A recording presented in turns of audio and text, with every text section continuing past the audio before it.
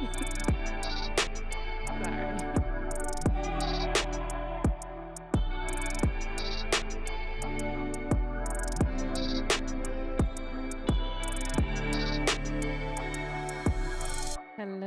Hey y'all, welcome back. We're on episode 4. Unapologetically Melanated. Melanated. Episode 4. Episode 4. Let's get to it. Let's get Okay. So we're gonna start off talking about what we're drinking on today, which is we're not really drinking. It's doing a little shot. Just one.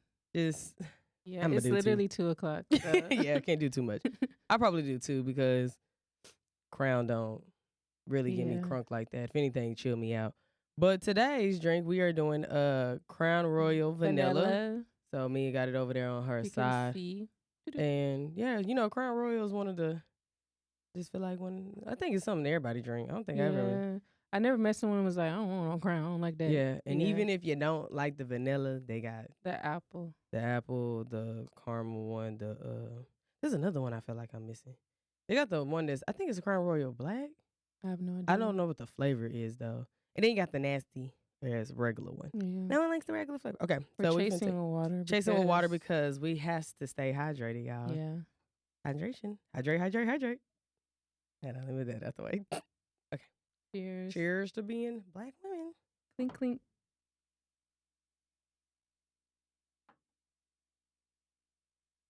Tastes like vanilla. With liquor. All right, so let's start with our wins and losses of the week. Any wins for you? So my win was that I hosted like a little Christmas sweater party with my friends. So I'm low key. I feel like now I'm giving events planner, get together. Yeah, really low key of our group. We're making the evites. Like, hey, you know, let's do 1, 2, 3. So I'm I like bringing social, the food. I like bringing the food.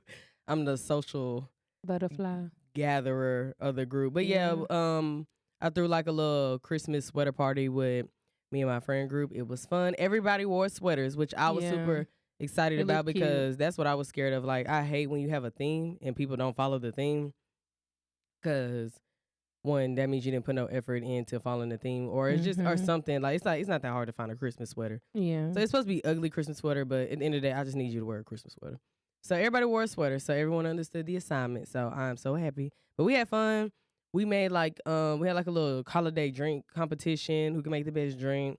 Mia made some Balm like Christmas mimosas. Yeah, it was good. It was really good. But we had fun. We took pictures. Y'all can go check out my Instagram, my TikTok. I did like a reel and a TikTok of everybody's sweaters if you want to check that out. But yeah, that is my win. My loss is that I accidentally bought some jeans that are too small and they were non-refundable, so now I can't take them back. Where you get them from? I got them from, it was a store in the mall. I can't think of the name of one of them, like little stores that be in the mall, but they don't let you try clothes on. Oh yeah. So I keep forgetting that I have put on muscle. So I keep forgetting. So I like be underestimating like how much muscle I've like weight that I've gained. So I got a 5. I should have got a 7. And yeah, so that shit did not come up. Like, it kind of got past my knees, and then after that, it was. I'll try them on. I'll wear Literally, I was about to say, I might just honestly give them to you. You can probably fit them, but yes, that was my loss of the week because I hate spending money for no reason. So yeah, don't be all. Yeah, but that was my loss. So my turn. Right? Yeah. Okay, my win this week. So I gained 3 new clients. I'm training my god sister and my godmom, which I'm super excited. I love training my family and people that are close to me. It means a lot to me. And I training someone else that she found me on Instagram. So I have a few more people that I'm talking to this week. So I'm excited that my clients are growing. We love to see it. Yes. My loss was, I had food poisoning last Wednesday. I was down and out. I had Skolaskis. I love Skolaskis. So I'm like hurt. Because you had the pizza, chicken avocado. It's like my favorite pizza. And it do be busting. It tasted the same. So whenever my stomach started hurting, I was like, what? And like, I thought like it was going to be, I'm just use the restroom, be fine. But I got nauseated. I literally threw up from like 11 p.m. to like 6 o'clock in the morning. So therefore I had to miss work, of course. I thought I was going to bounce back because I can bounce back quick after being sick, but I could not. I feel like today, like I'm still kind of feeling it. It's just like I just get uncomfortable when I eat because I just think about everything. I literally was throwing my guts out. Like I definitely literally. understand. That's how it was before I went to the Tiana Taylor concert, and it's just like I feel like I threw up everything that was in me, and it's hard to recover. It do take a couple of days to recover from food poisoning because you do be scared to eat, bro. Like I'll be like, I don't want to go through that again. But I'm okay now. So she's back and she's better than ever. I'm glad you are feeling better because yes, I remember you telling me that. So hurt because that flatbread is so good. Yeah, and I'm like, should I go? But I will go back, but I'm gonna wait a while because I really like the pizza. Like, it's good. I wonder if it was like the avocado that was old or something. I was wondering if that or just like maybe the meat wasn't cooked all the way. Yeah. That could be it. Well, get it together, Schlosskis. Be heard my again. Okay, so let's move into the song of the week. Okay. Well, it's closer to you, so I'll let you take it. Song of I'm singing a song for y'all while she doing it. Song of the week is me and song of the week. Okay. All right, guys, give me a second. I'm unlocking my phone so I can play it. So this song is by Alex Isley. Okay. It's called Labrie. So LA and then space BREA. Okay. All right.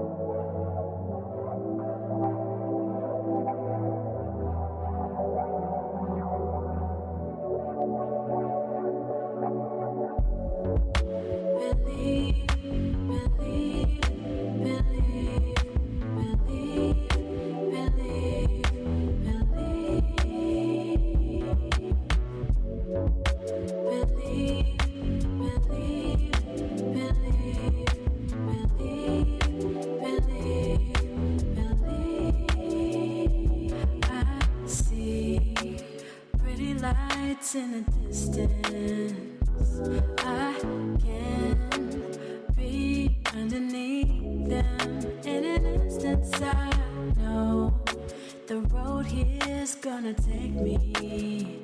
No, I won't fall, but if I did, nothing could break me. All right. I feel like that very was vibey. Yeah, it's like a song about just following your dreams and stuff. I like listening to music like that. Because I feel like everybody can relate to like trying to literally follow your dreams. It's like very encouraging. So that is Labrie. So LABREA. And who is it by again? Alex Isley. Alex Isley. Okay. That was good. I like very vibey. I feel like that's the type of music I like to listen to when I'm chilling or when I'm like cleaning and stuff, or even when I'm working. I can't do all the shoot 'em up bang bang sometimes. So twerk, like, no. That's it now, bang. Mouse. Okay. My song is, y'all probably already heard it, but it's been stuck in my head. I feel like I randomly sing it throughout the day, especially me and Holly. So it is On It by Jasmine Sullivan and Ari Lennox. So I'm going to play some of it.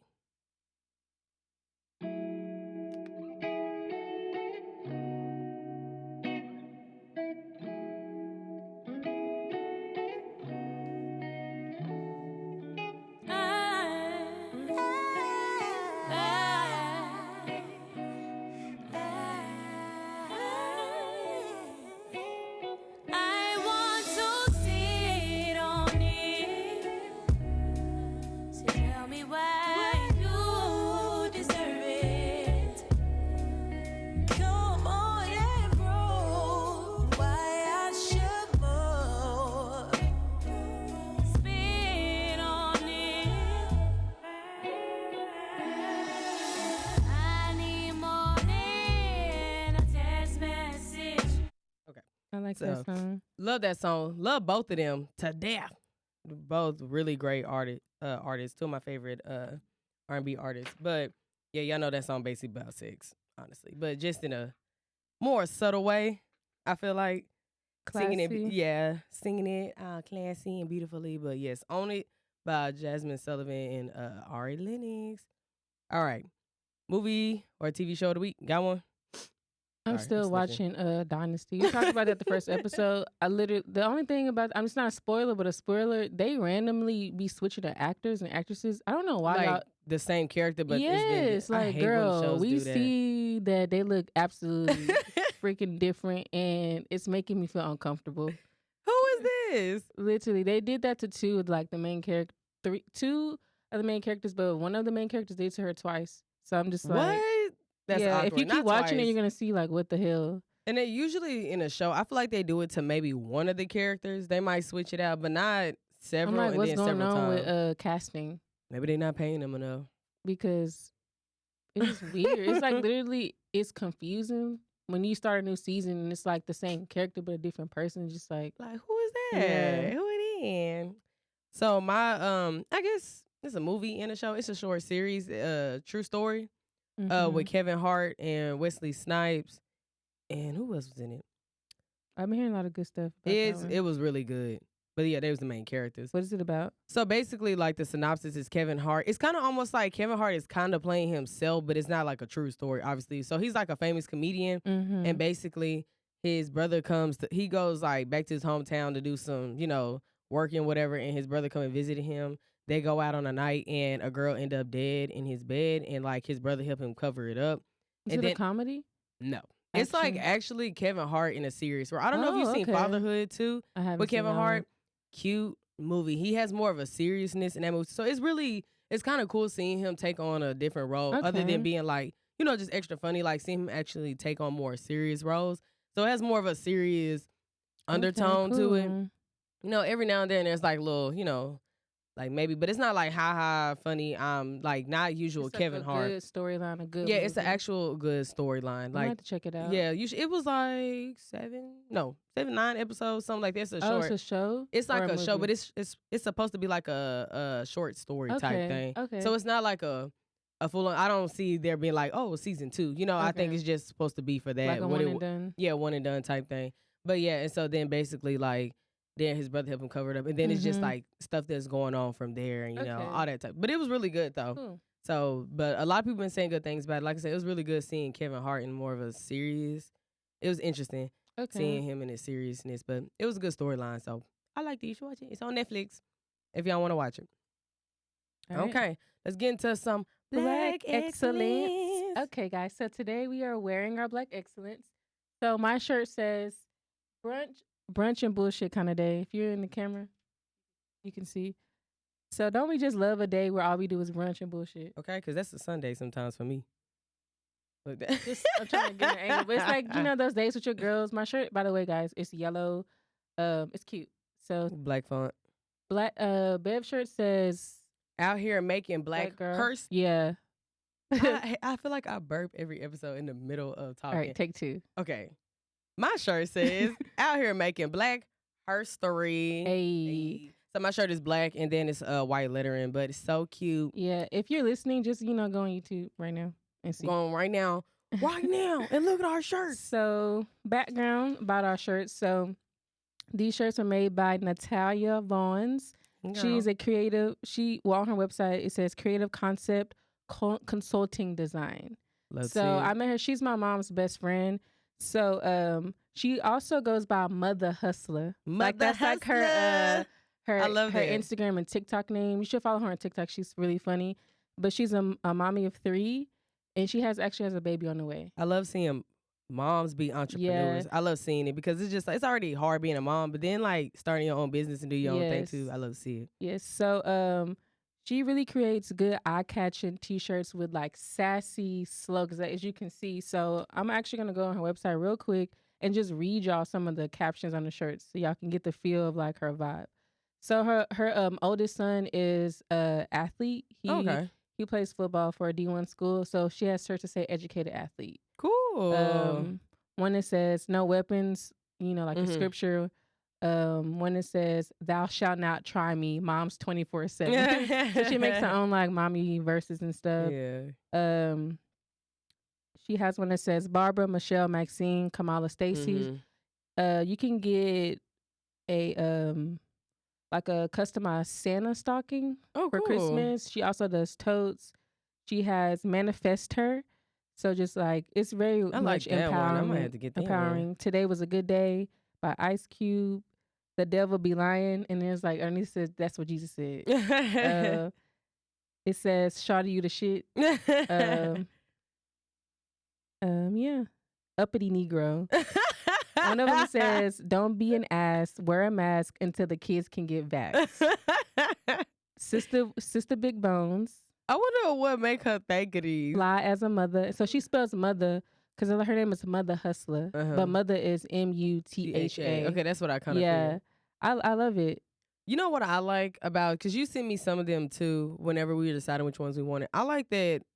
I love people with the T-shirt companies, whatever. But the slogans be so damn corny. I cannot. I be like, well, I think hers is like very funny and original, but not corny. Like, and relevant. I feel like, and relevant too. So when you send them, I had like the ones that she had, because I was just kind of like, I don't know, a lot of times these T-shirt companies can be kind of corny. So hers is not. I really liked those.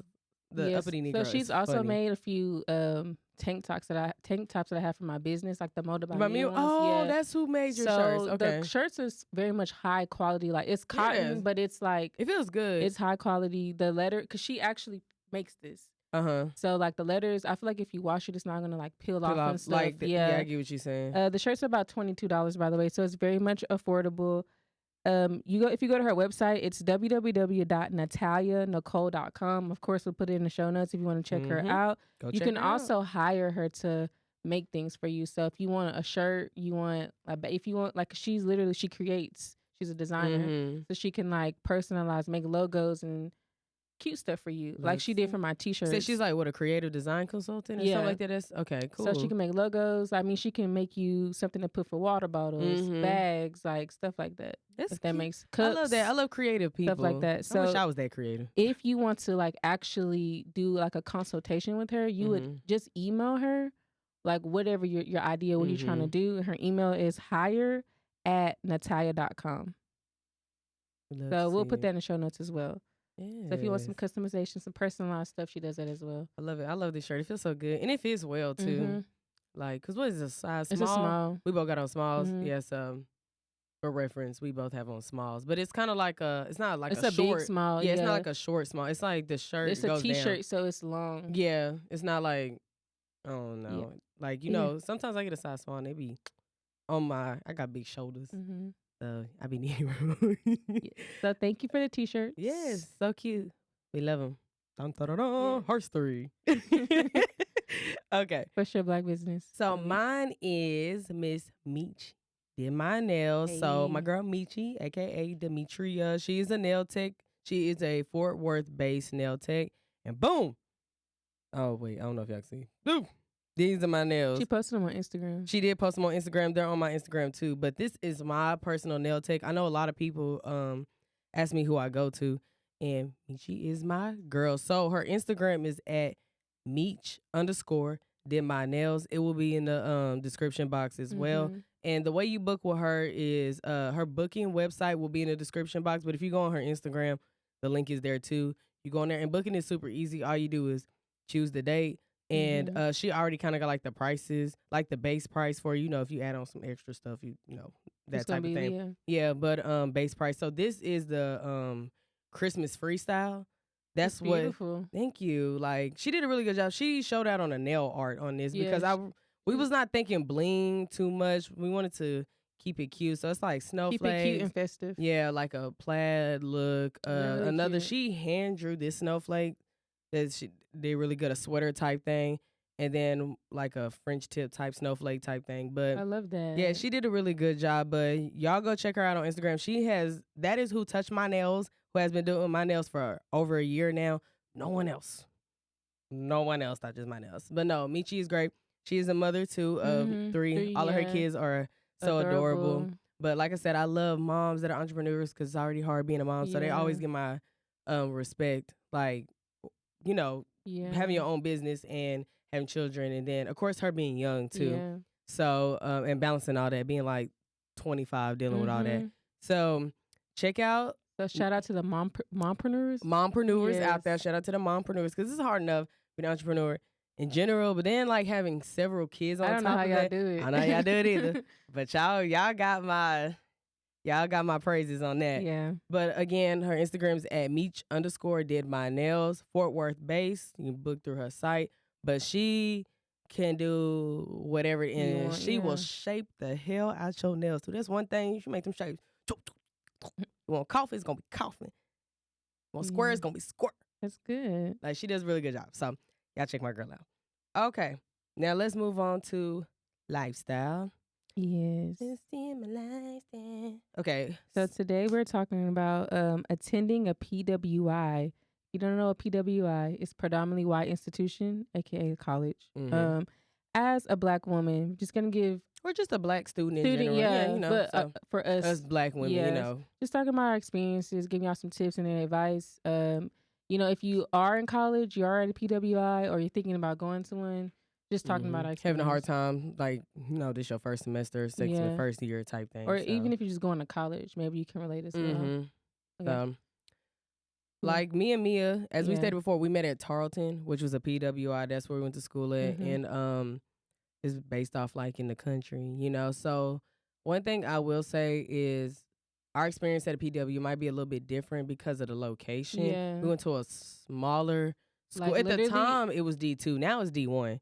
Like a small white conservative town. Like literally like. Versus like, let's say if you went to UNT. Or TCU. Yeah. Or something like that where it's still kind of like more still of a mixture-ish of people. But and it's just a bigger city in general. We're in a very small country. Country conservative areas. So our experience might be a little bit different versus if you go to like a bigger PWI in a bigger city. You know, like I said, like TCU, UNT, something like that, whatever, SMU, you know, type thing. So I guess first we'll say like, as a Black person, you're not a sellout. Because like, you know how it'd be like, oh, you didn't go to HBCU. It's just like, go wherever you want to get your education. It's literally okay to go to a PWI. Yeah. It's okay. You don't have to go to HBCU. Yeah. You don't want to. It's just like, if you want I'm not going to sit here and act like that. Sometimes after I graduated college, I really did wish I had an HBCU experience. But I do think also it's the school that we specifically went to was like in some things. One of the things was like sororities and fraternities, like Black ones. We only had two. We only had two. For each gender. Literally, so we had Zetas and we had Sigmas. Females, and that was it. And they were like a very small group. But like versus like my boyfriend went to UNT and he's an alpha. But they have like the Divine Nines out there and it's a much bigger thing that's there. So they were able to experience that at a PWI. So I say if those type of things are important to you, which I feel like you don't think they're important to you until you're missing out on them type things, like some of those experiences. So that's like if you know you want to do that, you shouldn't go to a school that does not offer that. Yeah. Now I necessarily like crossing wasn't a priority for me, but it does kind of suck that because I was an athlete at the time, so that was more of my priority.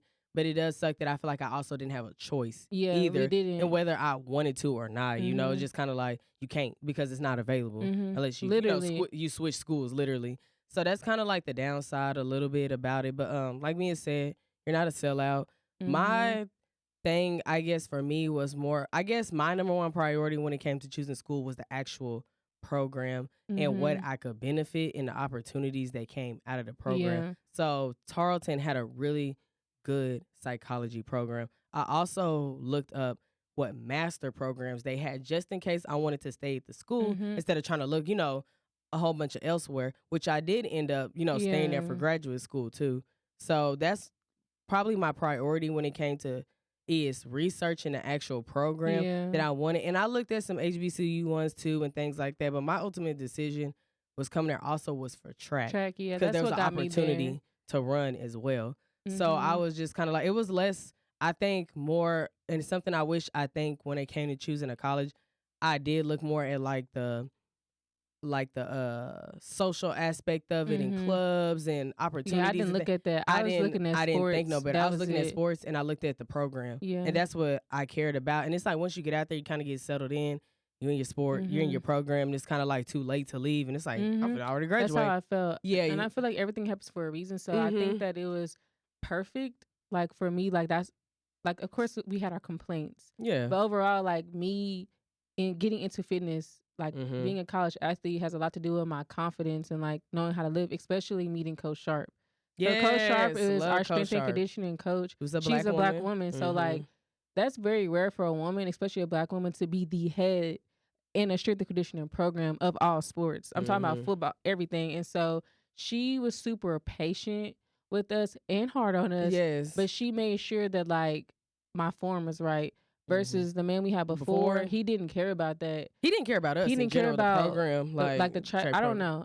Yeah, it was like I don't know. He was weird. We ain't gonna drag him. Yeah, we ain't gonna drag him. But it was like I feel he was not a good coach. Yeah. We can say that. I just feel like if I didn't go to Tarleton, I probably wouldn't have ran or took track seriously. I would never came across Coach Sharp. I never would have been comfortable with lifting weights. I love Coach Sharp. I still talk to her now. Yeah, that's my girl. But yeah, Coach Sharp is. Like, I feel like was a good example of just seeing a black woman in a good position, thriving in her position. Getting respect. And people respected her too. And we love seeing it. Yeah, so, but I feel like we just get so off track. But yeah, basically, long story short, you're not a sellout if you go to Yes. At the end of the day, we're trying to get, a higher education and at the end of the day. That matters. So it's like you choose PWI, HBCU, you go to a junior college, community college. Do what's best for you and what you feel like will overall benefit you. What I will say though is just try to think about all aspects of college, which is really hard when you are young and you don't know, especially when you're first generation. I was first generation. So it's just like I didn't know anybody in my family that went to college for me to ask them, so what should I be looking out for? I was kind of doing it myself, so I didn't know no better. So, okay, I'm like, okay, sports, education, right? Yeah. And you don't think about all the extra stuff that you, and of course you make the best of it when you're there, but it's just kind of like, I will say, think about the things that are important to you, but also just think about the clubs, the social life, the opportunities, those type of things. Really consider those because they might be more important to you. Because I didn't realize how important they was to like. I'm a very social person, so it's kind of like I could now see myself maybe crossing, being in a bunch of clubs and things like that. Because I am a social person. Now I'm very. I like in high school, I was active in a bunch of stuff. So it's kind of like I wish I had more opportunity in that if I chose to do it. So I will say, just do your research when it comes to that, so that way you won't feel stuck at a school. So I would say, as a black person going to a PWI, find strength within the black community. Yes, and which is one thing I feel like the black community is going to help you thrive and prosper. Yes, you know what I'm saying. So, representation matters, and so when you are like the only black face you see a lot, it feels just you feel home, you feel connected, and you feel okay when you find that black community. So I think that's important. Like, don't isolate yourself. I feel like my freshman year, like the first semester, that's what I did a lot until like, we start hanging out more so the second semester. But I was like, I just didn't do nothing because I would try though, but I just still felt different. I wasn't clicking. And I don't even want to say it was like a race thing why I wasn't clicking. It's just kind of like, I'm not clicking with these people that I live with or live by. Because you know how... You're almost in a forced situation. Yeah, forced is just like, and it don't help that like a lot of the kids that went to Tarleton, like they all come from like a similar town, like small town, like small conservative town. type and it's just people. Like you just not. You come from big city, small. It's just like sometimes you just don't click with people, So finding your friends, it don't have to be just like black people or minorities, but finding that community for yourself that's going to help you thrive and prosper. Yeah. So for me, my experience was a little different my first semester because I went looking for that like as soon as I got on campus. So first person I became friends with was Keshonda, and we lived on the same hall. Her, Carissa, Jeremy, we're all black. So I feel like we all kind of clicked up. And I still talk to all of them now, and that was freshman year. So, but for me, one thing that I did was I joined a club. And it was like a women's empowerment mentorship type thing. And that's how I ended up meeting black women on campus with that because I believe it was for minority black women. Because now that I'm thinking about it, I can't remember like a white woman was the head of it, but I can't remember like there being an actual like white student. It was like predominantly black and Hispanic. So that's what I did my first semester. I found out about it just, they be on campus talking, oh, come join this, da-da-da. And I remember seeing it at a booth and it was like a group of black girls. So I was like, oh, okay, So went over there, did my talking as I usually do. and I ended up joining the club, and I actually became friends with them. So I feel like my semester, I kind of found like the Black community a little faster because I actively kind of went searching for it. So joining like clubs, we had like there's like a Black excellence type of club. There was the Minority Alliance thing. So I joined things like that.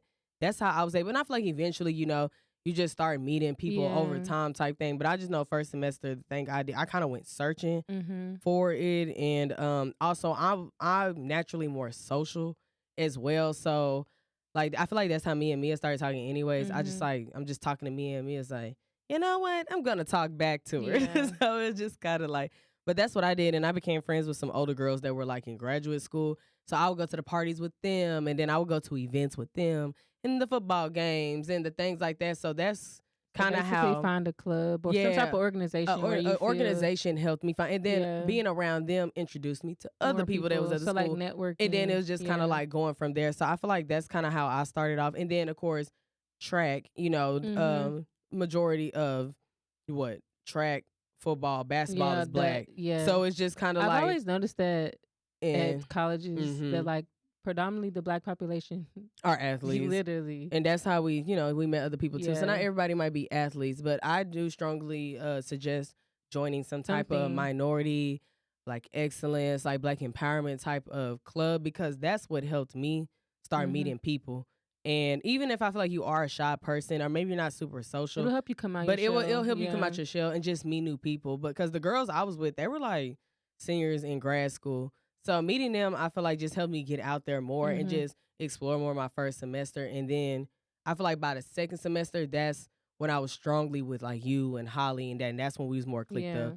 So I do suggest joining some type of club or organization. You don't have to be the first week you get there, but just kind of considering them, because that really did help me find the Black population. And then like Mia said, just in doing that, also being careful of, just because these folks are Black don't mean that you don't should have to click up with them. You don't have to be friends with them too, because just like, and this can be any group, like you can have some messy white folks, you can have some messy Hispanic folks, some messy Black folks. It's just more finding like that group that y'all are like-minded and you're going to thrive and things like that. But I also feel like when it comes to like party atmospheres, social events and stuff like that, the Black community gathers and it's naturally gathers in itself anyways, and y'all make the most fun of it, because like just think about parties. We didn't really have like we did not huge parties, but they was fun though. Yeah, it's just like, or like I'm not gonna go to nobody frat house. That too. I'm not gonna lie. I only went to. I did not ever. I was always just like or three. I went my first semester once, and I actually went with the guy that I went to high school with. And he's Black though, but he like knew some people, so we went. I was wildly uncomfortable there, and then I went. Instead of you in somebody's house. Yeah, and then I went twice with my ex, and I just would be like. I feel like I don't know. It's just kind of like, it's not like they were mean or anything like to me. It's someone's house you don't know. Yeah, and then it's just kind of like, there's not that many Black folks here. So it's just like should I be? And you think about the stereotype movies and stuff. Yeah, it's like, should I be here? So one thing about it is when I feel like when we had parties, of course, Black people gonna spread the word. Social media talking, y'all going to Legion. The times we had there, very much hectic for Loco. Crazy MD times, but I feel like just naturally you will start finding the parties and the social events and the tailgate things to go to and stuff like that. It just kind of takes a little bit of time, but I do feel like you do have to put some effort into finding those things as well, because you are at a predominantly white institution. So most of the stuff you probably gonna see is non-Black people posting it. So just like I said, joining those groups, it does take effort to find that community and to find those people. You have to be more open-minded, because if you kind of closed off, I feel like you're going to be kind of miserable while you're there too. So it's just kind of like you put that effort into finding that community. And sometimes that community comes to you too. Might be a group of other people and they're like, hey, talking to you, da-da-da. And I feel like we all know we at a PWI, so it's kind of like, I feel like you naturally gravitate to each other anyways. But yeah, so just really putting effort into finding that group, organizations, that's great for you. And then, like I said, just putting effort into finding the social events and things like that, so you can meet more of the people and actually have a good time. Yeah, that's all the advice I could give. I'll say, like, because I feel like the thing that probably people think of the most going to a PWI is dealing with racism. And I feel like that's the first thing that people go into their mind is, but okay, it's more micro. It's not. Like, I don't think I personally have had anybody come up to me and like call me the N-word or say something like that's what I'm saying. racist to my face. It's not aggressive, like. Yeah, but that also does not mean that other people haven't experienced that either. I just know personally I haven't, but the thing that I probably was irritated the most about was being at bars and things like that and hearing people say the N-word, songs coming on, they're drunk. Because you can't do anything about it. If 10 white people said the N-word, you can't knock everybody out. You can't like start yelling and like you have to literally suppress how you feel. And I think that's one of the things. It's kind of hard because it's like choosing when to fight battles or not. So literally. I think more for me, it's like, I'm not gonna lie, there has been times if like I just remember one time I was leaving a bar and it was this non-black dude and he was next to me and he was like, some, what's up, nigga? And I was like, what? And I turned around and I looked at him and he was like, oh no, remember we was at the pool and that one dude kept trying to convince us that he was mixed, but he was white. He literally didn't and he was like, I think he said it and I just stared at him. Yeah, and he like, I feel like you're lying because you come to, I'm black. I didn't. We literally just gave him a look and he was just like, because why are you yelling? And he was drunk and he was like literally yelling at us and me was like, we don't care. Why are you saying that word? You know, and I just feel like that's kind of the thing that you deal with a lot is like them slick trying to say shit like that. Or I think probably some of the more difficult things is like Trump was running for president during that time while we was in college. That was a Trump train town, like Trump 2020, 2020 forever like town. Because I lived in that city. I just moved back from Stephenville in February. So when I got out of college, I stayed there because I was working. And so when you deal with the actual general population, that's a whole different story for another day. But that type of stuff is so uncomfortable when you see the hats, the flags, the T-shirts, the masks. You see, I'm like, I didn't even know you could buy apparel with all this stuff on it. And it's just like. They got the flags on the back of their truck, like things like that. Flags bigger than us. Yeah. I'm talking about 6-foot flags. Yeah. Like, it's just like, I never seen any like Biden flags like that. And I'm like, just because of this town that I'm in, I just felt like I don't even see that in general being in Dallas. Yeah, like, it almost felt like you wasn't in the real world out there. I seen flags that said like "fuck Biden." I'm like, yeah, okay. I was just like, awesome. You don't have to like him, but I'm like, I would never go get a flag to say "fuck anybody" and put it on my truck. I don't care enough. It's like sometimes the hatred could be so deep. Yeah, it's just awkward.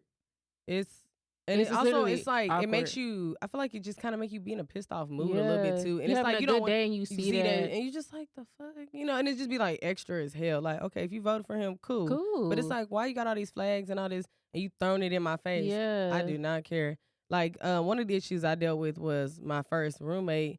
She was like wildly, the Confederate flag. Yeah, she was wildly conservative. I never seen a Confederate flag in person until I got to college. Yeah, like my roommate was like a random white girl, and she was like she first asked me to put the Confederate flag on our door that we share. I said, fuck no.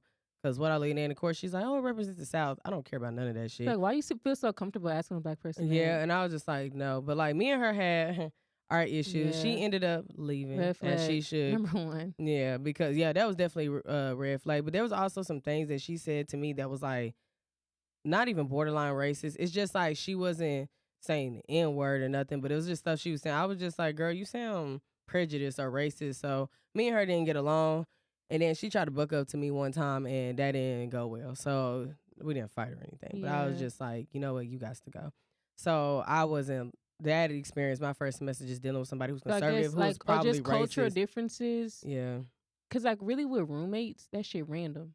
Yeah. So possibly living with someone who is, like, it could be your best friend or your worst enemy, honestly. But I just kind of like, when that conservative flag thing, then I remember one time she said something about, oh, I kissed a black guy once, almost threw up. It was disgusting. I was like, bitch, what? Yeah. I'd have dick you in your shit. It would be like stuff like that. And I'd be like, but what the thing fuck? about it is sometimes I'm not giving them people grace, but they literally don't be knowing better. It's because I also worked in the schools too. Mm-hmm. So I'd be like, I'm literally the first black person some of these kids have seen. And I'm just like, why the hell y'all not teaching y'all kids about humans? Like this one girl literally asked me, was my skin, was I born like this? Really? Or did I get a tan? Remember you said you had like an Africa shaped necklace? They don't be like the kids didn't. And I'm talking about like 9. She don't know what a black person is. Like, what the hell? Yeah, when I worked at that school too, I remember they used to, why you wear your hair like that? Like I wear it up in like a wrap or something like that.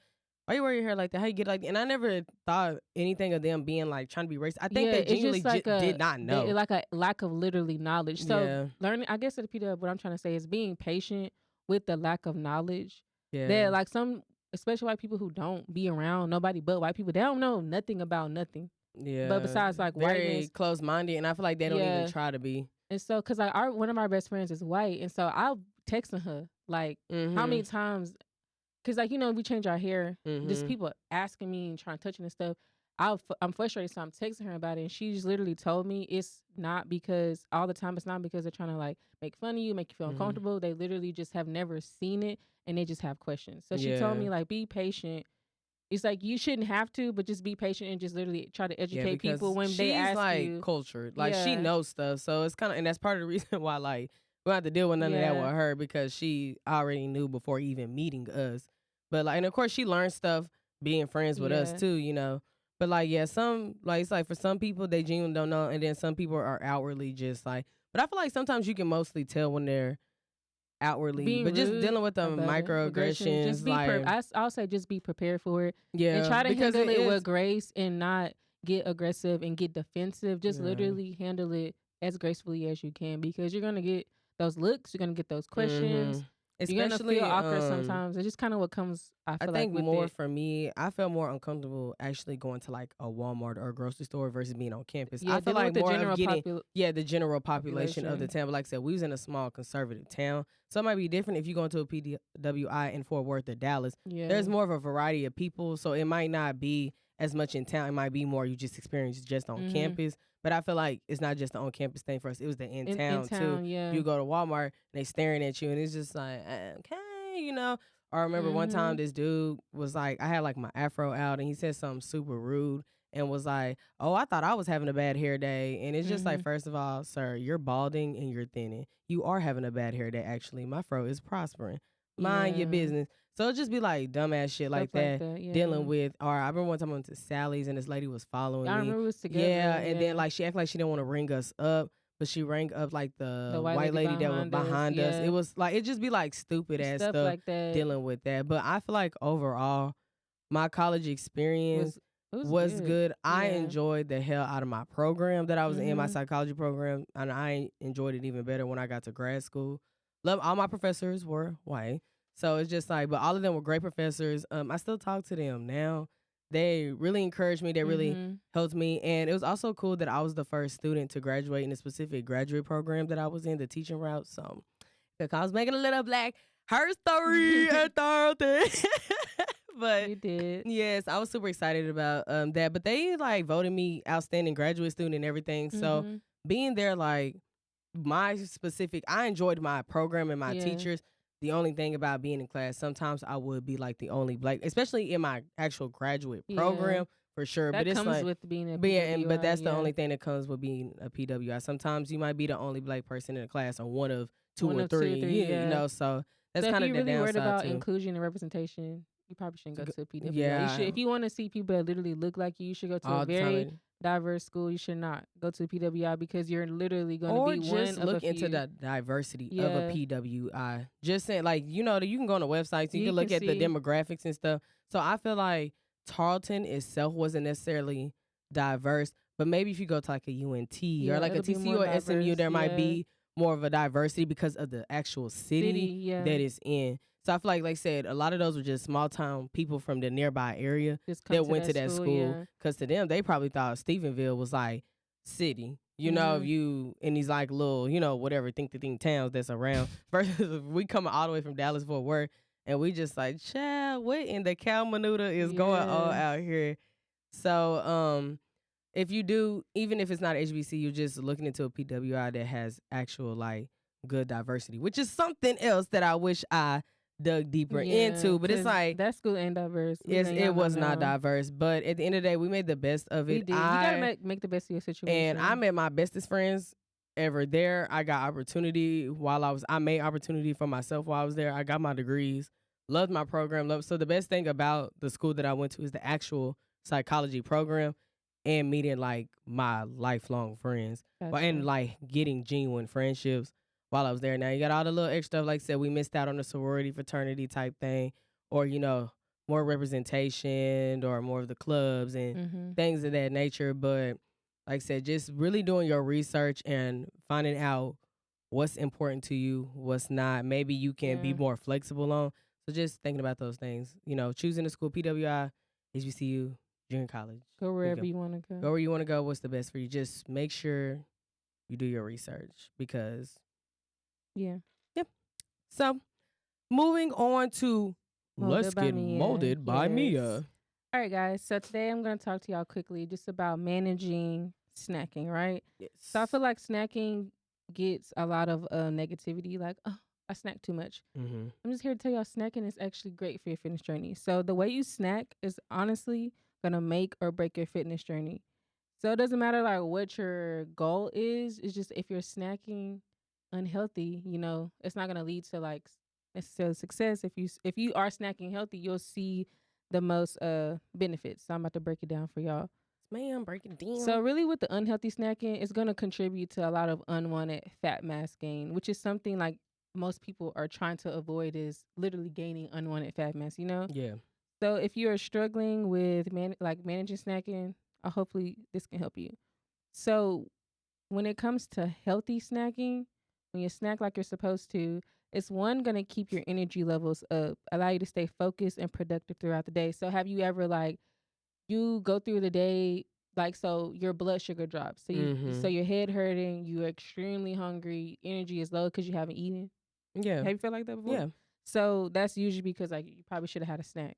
That's one thing I think I've learned maybe in the last year and a half is I'm not like a unhealthy snacking person, but I do make sure I snack throughout the day because it gets to a point it's like I know I need something, but maybe not a full on meal. Exactly. I need like a little. So I try to snack at least twice a day, usually between breakfast and lunch, or usually I might do like 2 snacks before dinner because I go work out between that time. But snacking does keep my it's gonna keep your energy up. up. So really, your energy is gonna be dependent on your blood sugar. Your blood sugar regulates your energy. Do you know how you regulate that, or like signs of that? Yeah, I guess so I'll get into it. So it's basically like your pancreas. So I'm not trying to get too scientific today, but basically, Science. Let's get into it.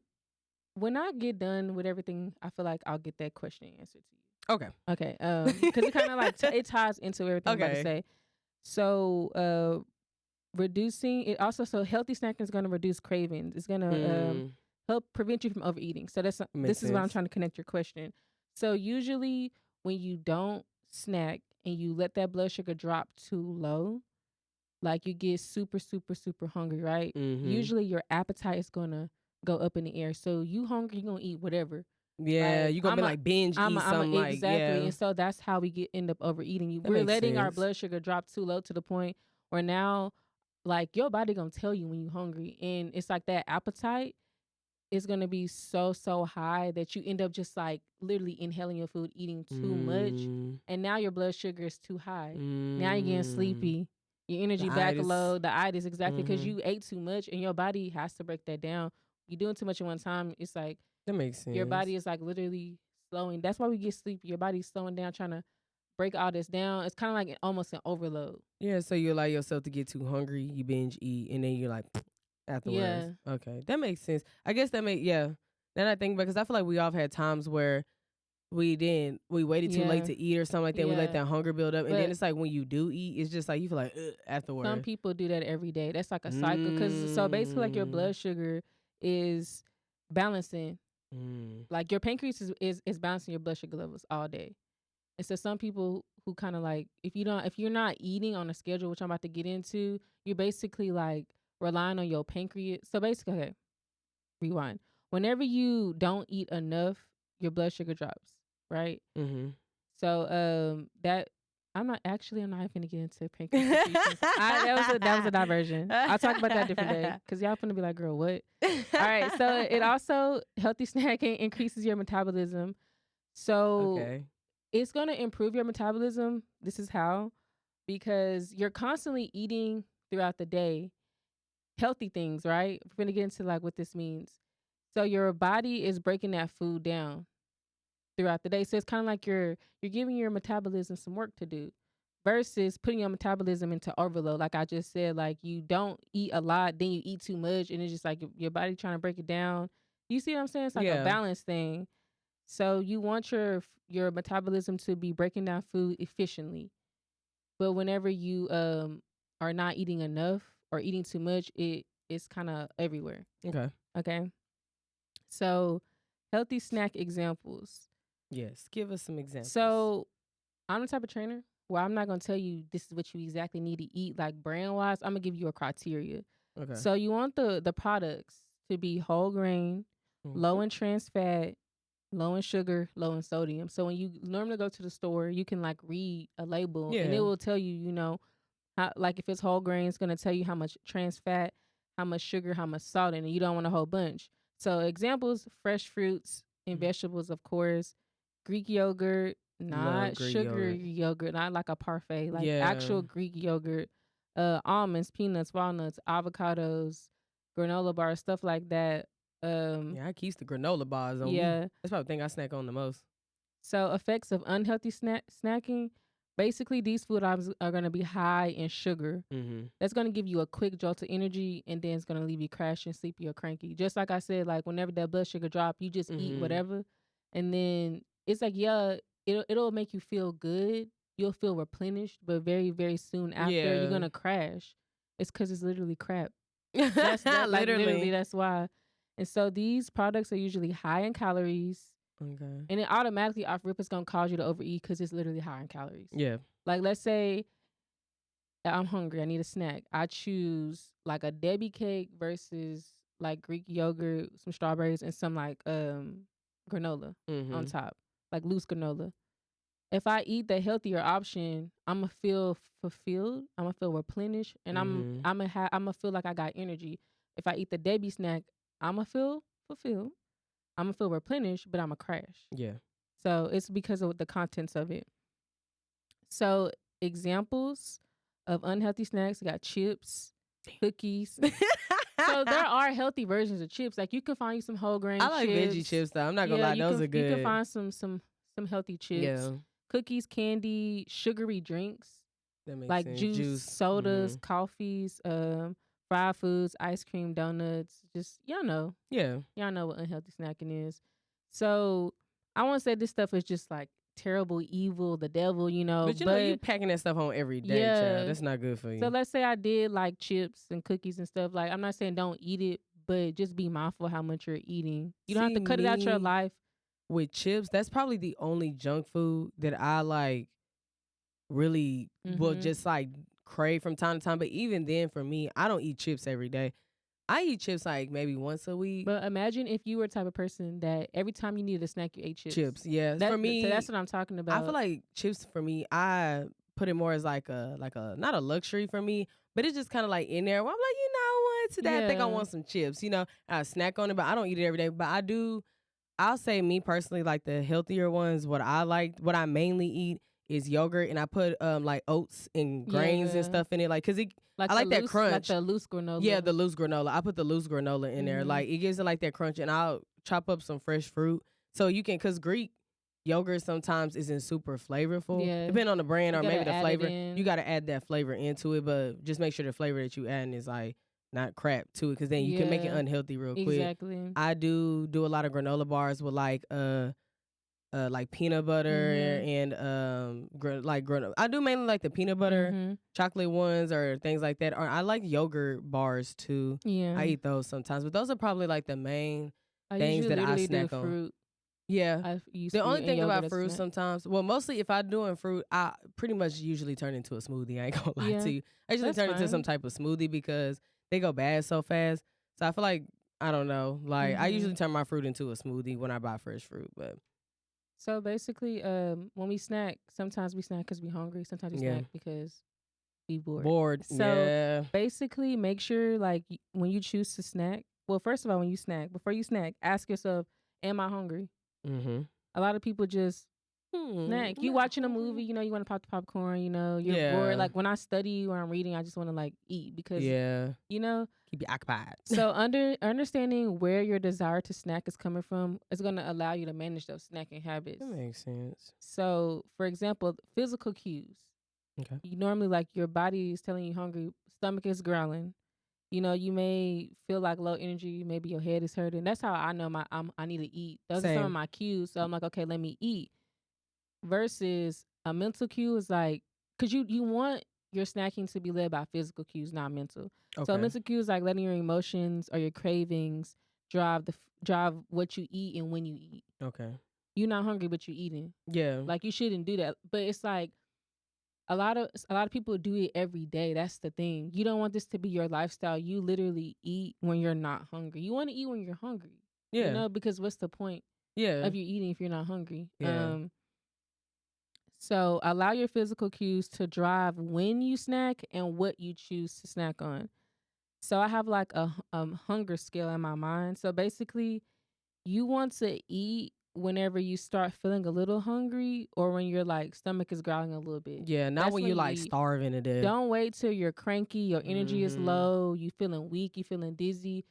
So whenever you wait to that point, that's normally when your appetite is high, and that's when you start overeating. That makes sense. Because you waited way too long. You let that blood sugar drop way too low, and now you're eating too much. And so that kind of puts you in a place where you're like literally feeling uncomfortable and feeling stuffed. So just keep that in mind. Eat whenever you are hungry. It can be hard sometimes, but it's kind of like a mindful thing. So there's this really cool app. It's called the 8 app, like ATEAPP. The 8 app. 8 app. So it's free. So basically how it works is like every time you eat, you just take a picture of it, and it'll ask you why you ate that. So basically the first 4 weeks when I have a client, I make them track all their meals through there just so we can create that mindfulness. Because you got to take a picture of it. It's going to ask you why. And if you find out, okay, I'm eating because I'm bored or I'm sad. Because you can even be sad and you just want to feel good. So you eat. Some people do eat at a sadness. Hungry. I mean, not hungry. You can be mad or happy. Whenever we're in celebratory moods, we tend to want to eat a bunch. Yeah. And so the times that we do decide to eat when we're not hungry, I'm not saying it's just terrible. Your fitness journey is going to like not see success. But it's kind of like when you make this a lifestyle, when you're literally every single day you are eating. Yeah, we all do stuff every once in a while. You're just eating and you're not hungry. Yeah. That's literally leads to like you gaining weight. You're eating when you're not hungry. You're eating unhealthy snacks. So like my mom, for example, like she's always snacking. When she's like, oh, I need to stop snacking. I say, are you hungry? Yeah. Okay, then snack. It's okay to literally snack when you're hungry. So also don't be afraid to snack. If you are hungry, snack. Yeah. Don't worry about, oh, I'm going to be overeating my calories. Girl, if you're hungry, eat. Do not starve yourself. Do not be restricted. Sure. It's just the fact that you don't want to be the type of person. Especially if you're really trying to, if you're not trying to see success in your fitness journey, you don't even worry about that. Okay, I'm not talking about. I'm saying if you're trying to see success in your fitness journey, you're trying to get those eating habits and those snacking habits under control, you really got to focus on the mental and emotional connection that you have to food. That's basically sense. What I'm trying to say. I do think like some people don't think that there is a mental connection when it comes to, like I said, some people eat because of emotions. It can be good emotions or sad, negative emotions, but some people, I feel like people react in either not eating or eating too much. Like I feel like I'm a person, when it comes to negative emotions, I tend not to eat. So that's something that I had to work on, was like I eat much less when I was like, I'm not sad. So now I've recognized that, so I try to like fight it. Yeah, I try to be more mindful about that. When I'm kind of more in a down or stressful time, I did realize I ate way less. So now I'm more mindful of that. So I make sure that I'm eating, because I feel like not eating made me feel even more like, but it could be like opposite too. You overeating and it makes you feel even more like, exactly, and feeds that emotion more. Yeah, so that's really my point is, one, because I hear all the time, oh, I just be snacking too much. Stop saying snacking is great. Snacking is great for your metabolism. It's great for your blood sugar. It's great for your fitness journey, especially when it's healthy. So don't be afraid, especially when you're trying to build muscle. Oh yeah. Especially when your lifestyle is more active because you are working out, you're going to feel more hungrier. That's okay. You should definitely eat those snacks. Your body is telling you you're hungry. So remember, use those physical cues. when you're growling, your stomach is growling. But also don't wait too late till you're dizzy, your head is hurting, you feeling sick. Gonna pass because out. well, like I said before, the appetite is going to increase. And it's kind of like, it reminds me of like you know how when animals get hungry, they stalking. Yeah. They're looking for it. That's how we literally be acting. And you're going to literally devour whatever is in front of you so and then some hungry. because you're so hungry. Now you've overeaten. But if you just kind of was snacking throughout the day, you would have been fine. So what I would say is aim to eat. This is for everybody. I feel like no matter what your journey is, this is kind of a recommendation, not a requirement. Eating like 5 to 6 meals a day, like every 2 to 4 hours, is really great. And it'll really keep your blood sugar stable. So, for example, you eat breakfast, a few hours later, you have a morning snack, you have lunch, you have an evening snack, you have dinner, and you have a night snack. That's literally 6 times. You're going to feel so good. You're going to sleep better. You're going to have energy throughout the day. You know, you're not going to drop down. Like your levels are not going to just significantly drop. So that's literally when I first get my clients, I try to make them eat 5 to 6 meals a day and stay hydrated. And after that, like, you're set. I feel like you do so well. It's not always about like counting calories and stuff. It's literally like half of us not even eating enough or we're eating too much. And we need to like, we eating 2 big meals a day. If you're eating like sporadically 2 big meals a day, 3 big meals a day, and they're like large quantities, that's not really good for your metabolism. It's not going to help it like work efficiently, if that makes sense. So you don't want to ingest just large quantities of food, high calories of food at one time. Like our bodies will break it down, but it's hard for your body to break all that down at one time. That's basically what I'm trying to say. Okay, so go ahead and give us a recap on healthy snacking. So whenever you are choosing your snacks, okay, whole grain, low in sugar, low in fat, low calorie. Also learn what your proper portions are. So aim to only eat like 1 or 2 servings of your snack. So if you say you want chips, you say you want pretzels, okay. But because on the back it'll tell you how many chips is 1 serving, how many pretzels is 1 serving. It's not gonna be 1. Yeah, but it's gonna be maybe like 10. So that's what you would do, or you can weigh it, or use your measuring cup. But just making sure that your snacks are fitting that criteria of being healthy, like I just said. And that you are eating whenever your stomach is growling a little bit and you're starting to feel a little hungry versus you waiting too late. Basically. That makes sense? Yeah. Okay. No, that's that really was like good. the recap. You just don't want that. You don't put yourself in a position for your appetite to be. Your appetite is your mental and emotional drive to control. Really more so of emotional to control what you're eating. So literally, like letting the physical cues drive what you eat and when you eat versus mental. Yeah, that makes sense. No, that was a good topic. I think a lot of people do think, oh, snacking is bad. Snacking is bad. It's like, no, snacking is not bad. It's just choosing on what you snacking on, and then like you said, the reason why you snacking and how much. So and people who are struggling with it. Some people don't struggle with it, but if you're like, this is something that like you feel like this really blocking you, getting in the way of your fitness journey. Something to think about, just like your mental and emotional connection to your food. It makes sense. That was good. I liked it. I liked it. Glad you liked it. Okay. Your turn. So now we're going to mental health is wealth with Beverly Cohen. So today for mental health, I want to do some debunking of common mental health myths and misconceptions, because I feel like we're now kind of starting to get into an era where people are becoming more educated on mental health and how things work and stuff like that. But I also feel like there's still a lot of ignorance that's surrounded, and I feel like people just don't know. So like a lack of knowledge. Yeah, the lack of knowledge. So I feel like people are starting to get to know more, but there's still some ignorance that surrounds like mental health and illnesses and disorders, things of that nature. So I just want to go over 5 kind of the common ones that I feel like I probably have heard the most, just like in general, hearing people talk or just studying psychology, whatever like that. So the first one is probably one that everybody has probably heard is bipolar people are just like these moody people with 2 different personalities. Like I know everybody has probably heard somebody be like, they think they're happy one minute, or they'll be angry one minute, be happy, and be like, I'm so bipolar. Yeah, oh, like a punch. Oh yeah, like he better not mess with me. Like I'm so bipolar. Like that type of thing. Like people joke about being bipolar in this sense of, oh, I can just switch up my mood like that, when that this is an excuse for my like bad behavior. Or my bad attitude or my bad behavior. Oh, I'm so bipolar, and it's a misconception that people have like these two different personalities or two different mood switches that click so like that. For people who are actually bipolar. Yeah, and I'm pretty sure they're tired of hearing that shit from y'all too. So, first of all, that's not cute nor funny to be saying, because there are actually people out here who are diagnosed, who have to every day deal with bipolar disorder and managing through it and figuring out how to cope with it and being, because they did not choose bipolar disorder. So that's one thing to you with this quirky bipolar disorder personality trait. Bipolarness has nothing to do with a person's actual personality. It's with their mood regulation and energy regulations and things like that come in their ability to function.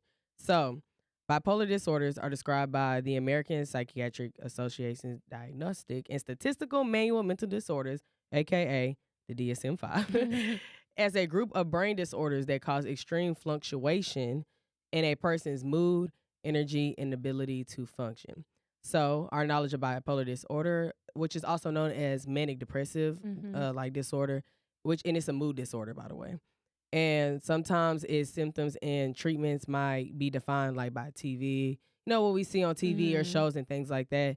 But often they struggle to accurately show and depict both the challenges of manic depressive disorder and how it's treated.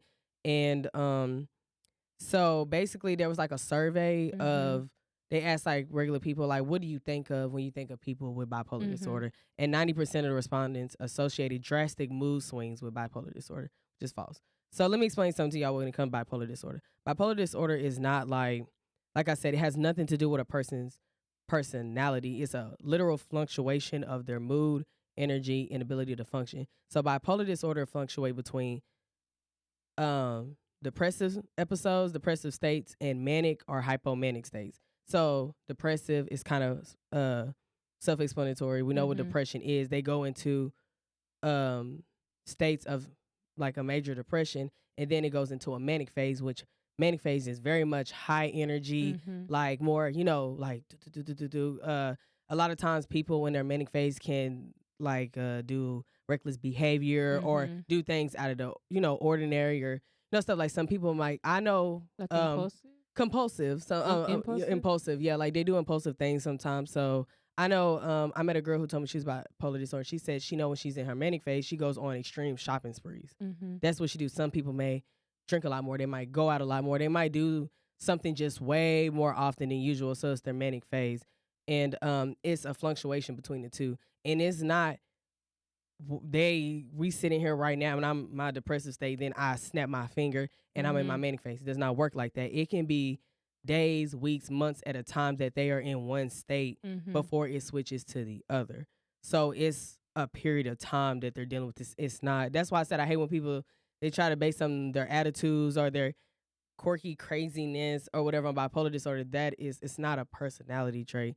It's actually affecting a person's mental health and their like their brain and their body and things of that nature. Like I said, they don't have control over it either. So when it comes to bipolar disorder, there are 3 different types of bipolar disorder. Bipolar 1, which is, it might be the more aggressive bipolar disorder because they have an actual manic phase that they go through. With bipolar 2, they deal with a less manic episodes. And then I can never say this word. I can't say. I always mess up in class. Cyclothymic disorder, which is a more milder version of bipolar disorder, and it has more briefer episodes of hypomania, which is milder mania basically, and depression. So yeah, there are 3 different types that people can be diagnosed with. And of course, they go to the doctors, they receive treatments and things. But like I said, I just wanted people to know that, again, bipolar disorder is not correlated to a person's personality. It's not a personality disorder. There's a whole section for personality disorders. It's a mood disorder. And even then, that does not make people like a moody person. That's not what it is. It's more of like, say, it's these fluctuations in them, like literally a state of mind, their literal like whole overall state, and it's literally fluctuating between mania and depression. Mania and depression. Like I said, they can deal with this for months at a time before it goes into a different state. It's not a snap of the finger and I choose to have a manic phase today. It's not like that. So I just want people to stop saying that, because I personally know 3 people who are diagnosed with bipolar disorder, and just knowing some of the stuff that they deal with and that they have to go through and seeking treatments and things like that, and just, watching how they act over time and stuff like that. And it's just like, it's just interesting to see, because that's literally what it is. It's fluctuations, and they literally have no control over it. But it's like, when you talk to people long enough, you kind of know which state that they're in and how to be there for them as best as you can, which is in that state. That's why it's best to educate yourself on this stuff. So if a friend comes to you and be like, hey, and they trusting you saying I have bipolar disorder, don't do that shit. People do, or if she's like, or he or she's like getting your nerves, she's like, she just in her manic phase, or like, or just saying, oh, it's her bipolar disorder. Yeah. That's why she acting like that. Yeah. Don't be an asshole. Basically, try to be understanding, because again, these people do not choose to have this disorder. So it's just kind of like, just try to be understanding. That's why it's best to educate yourself. So that way, those people in my life that I do know have mental disorders, and I'm educated in it, just, by getting a degree, but it's just kind of, I know how to be there for them as best as I can in whatever state it is that they're in. So that's super important. But yes, bipolar disorder is not a quirky personality trait. It's an actual fucking disorder that people deal with. Stop doing that shit. Number 2, eating disorders only affect women. And, most of the time we think of like these young, wealthy white girls, That's what we think of when it comes to eating disorders, which is obviously not true. So a study investigated the demographics of eating disorders over a 10-year period and found that there were significant increases in the prevalence among males. Obviously, males can have eating disorders as well. And it was, more from individuals with lower income homes, and actually over the age of 45. So that experienced, they were starting to increase in eating disorders. But yes, males account for 10 to 25% of anorexia and bulimia, as well as 25% in,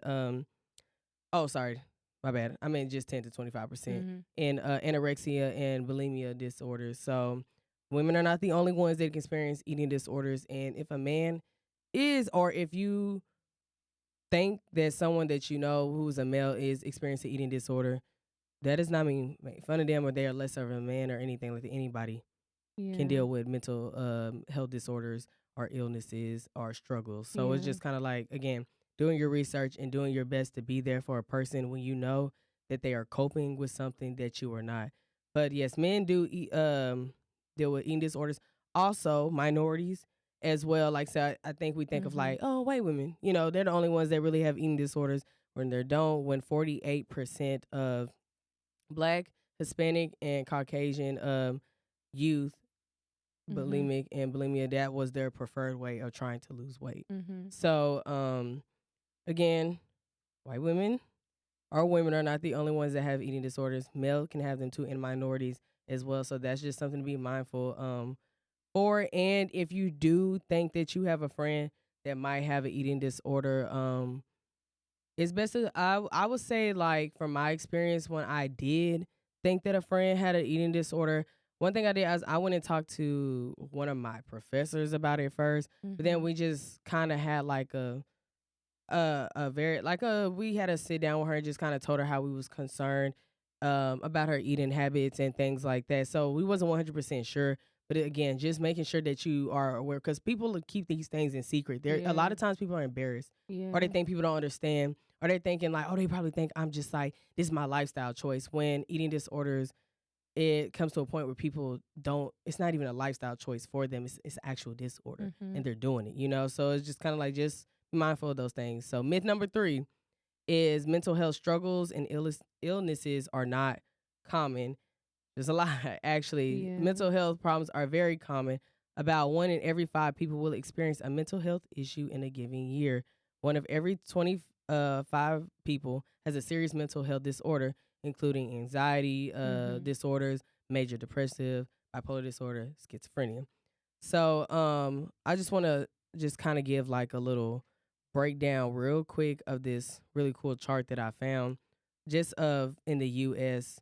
So 13% of people experience depression, generalized anxiety disorder, 13%, social anxiety, basically 10%, ADD, ADHD, 5% bipolar depression, 4.5, panic disorder, 4.1, PTSD, 3.5, OCD, 3.4, and body dysmorphia, 1%, which is pretty good percentages. Like I said, I think we think like maybe if you're not necessarily experiencing it, you don't think, or I think what causes that myth is sometimes people are not very much outwardly with telling people, you know, I feel like people can feel embarrassed, or people might look at them like, oh, they think I'm crazy, you know, or, oh, like, you know, they might look at me as like some type of charity case or things like that. So I feel like a lot of time people kind of keep quiet on it. And I think that's why, and they're very good at acting like there's nothing going normal. Yeah, quote unquote normal. And that, you know, they're not struggling with these things. They're trying to cope with these things. So I feel like a lot of people do think it's not, these disorders are not as common. Because I know I've seen some things where people be like, oh, well, if you tell yourself that you have depression, then like you're kind of like, it's like a state of mind being depressed and things like that.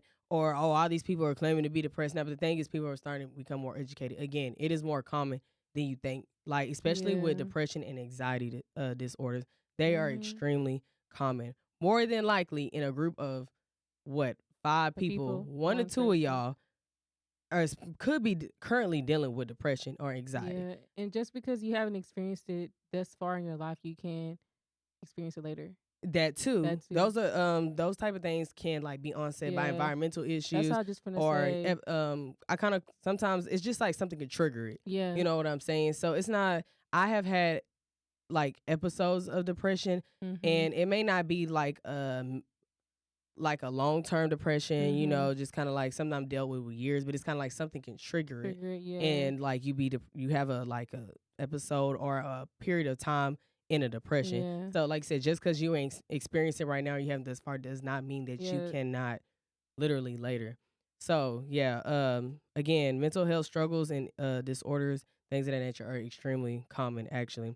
Number 4, that your personality or character is weak because you have a mental health problem. So I think a lot of times, again, people think like mental health is a state of mind. Like if you a strong person and you fight back and you believe in yourself, or I ain't no weak person, I can never be depressed, or I can.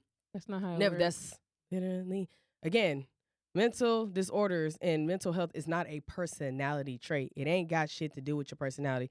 I like to believe that I'm a very strong person with a very strong personality. However, I have dealt with depression and anxiety before.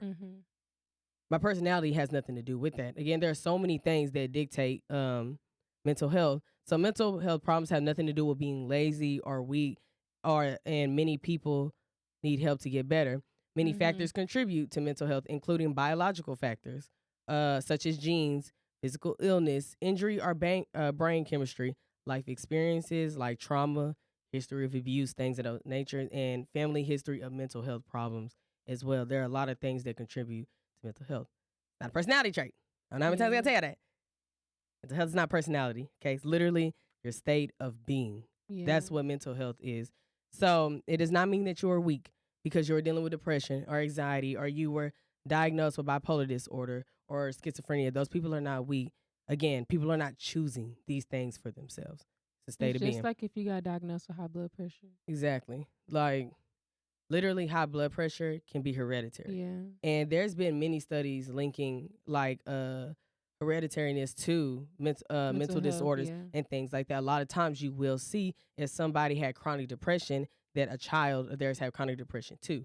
And then it can be whatever environmental factors that they're in, things that they're dealing with as well. So it has nothing to do with a person's character, is state of being. Yeah. And lastly, number 5 is people with mental disorders are more violent and dangerous. Very much false. Like unstable. Like unstable. Like, her. She got bipolar disorder. Oh shit. Like, let me stay away from her. You dead ass wrong for that. And I promise you that person is not fucking worried about you. Yeah. So the vast majority of people with mental health problems are no more likely to be violent than anyone else. Most people with mental illnesses are not violent, and only 3 to 5% of violent acts are attributed to individuals living with serious mental illness. In fact, people with severe mental illnesses are 10 times more likely to be victims of violent crime than the general population. You probably know someone with a mental health problem and don't even realize it, because many people with mental health disorders are highly active and productive members of our community. So, which is another myth that I was going to say, just because someone has a mental health does not mean that they can, a mental disorder, like say bipolar, schizophrenia, things that they cannot go out there, get a job, work a job. They might have a different struggle than you do, possibly, but they can go out there and be a civilian just like the rest of us. Just because I know that people, I had a statistic on people trying to get jobs who like have mental disorders, like associations with it. Let me see. Let me find it real quick. But yes, people with mental disorders literally can prosper in life just like the rest of us. And again, that does not mean that they are more I forgot, I have to find, oh, here it is, in a workplace. So yeah, so basically they ask people who are like in HR, who are in hiring process, things like that. And they asked, are people with mental illness more prone to violence or unpredictable behavior in the workplace? And 68% say yes. And so it's just like a stigma that's around that they're more violent. I feel like violent people are violent people. Exactly. Yeah. Violence is more of a personality trait, them being a overall violent person. Yeah, exactly. And so of course that there are the instances with people who have more the serious mental health, disorders that do commit violent crimes, but it's just like that's not for every person that's dealing with a mental disorder. So again, being kind to those people go a long way. Just because, like I said, I know 3 people with bipolar disorder. Does not mean I feel like, I'm gonna stop being their friend. They're crazy. They might do something to me. First of all, again, they're not fucking worried about me. They got their own life to worry about. Exactly. So it's just like they're not even worried about me. And I promise you, they're not worried about you either. So again, they are not just super violent people. They're people with mental disorders are literally just like us, and they can prosper and function in regular everyday, regular day schmegular. They working their 9 to 5s and on that bullshit and working in adulting and all that other fun stuff just like us. So overall, again, some of the myths that I want to debunk, just like a little recap, debunking some myths of common mental disorders, misconceptions and things like that, is one, that bipolar people are moody and have 2 different personalities. Isn't a personality trait. It is not. Is a fluctuation between a state of being, which is mania, and depression. It's not a personality trait. It's not cute to joke about. People actually have bipolar disorder and are working with it. Number 2, eating disorders only affect women, predominantly white women. It can literally affect anyone. There are a lot of males out there that suffer from eating disorders in silence because they don't want to be looked at as less masculine because of it. And also some minorities don't speak on it either because it's like a white girl thing when it's not. Like anybody can suffer from an eating disorder. Number 3, mental health struggles and illnesses are not common. They're actually very common because 1 in 5 people will experience a mental health issue within a given year. Number 4, that personality or character weakness cause mental health problems. Again, mental health has nothing to do with your personality. It is a state of being. And number 5, people with mental health disorders are more violent and dangerous. They are no more violent or dangerous or whatever. They just out here living life like the rest of us. Yeah, so just dealing with the cards that were dealt to them. Yes, literally the cards that were dealt with them. So it's just remember to be kind to people that are dealing with mental disorders, and those people have like a lot of people are working through those things and making the best that they can and learn how to cope and going to therapy and stuff like that. So it is really, really, really important for you and essential to be nice to anybody in general, but to be understanding and educate yourself, especially when somebody that is in your life comes to you and opens up to you and tell you like, hey, 1, 2, 3. And it's not for you to be judgy. It's not for you to make jokes, and it's not for you to come up with like these ideas in your head. Be like, okay, hear them out, do some research. There are all kind of things out there. There's how to be a friend, how to be a good family member to someone with a mental disorder. So it's just like, and that's what I try to be to people in my life that I know that have a mental disorder. I do my best, like I said, to be as great of a friend and as there for them as I can be, So That's great. I like your segment. Thank you. Very, very, very, very, very knowledgeable. Thank you. Because I'm tired of folks being assholes. You brought the facts out there. I'm tired of being. Okay. So let's move on to what's new. Got some news. So we got some little goodies today that I conjured up. Okay, so first I want to talk about. You definitely know a lot about what's going on. I'll be like, listen, what happened? I feel like I'll be scrolling a little bit more than you too. Yes. But so first of all, y'all know JT just had a birthday. I think she turned like 28 or something. I have no idea.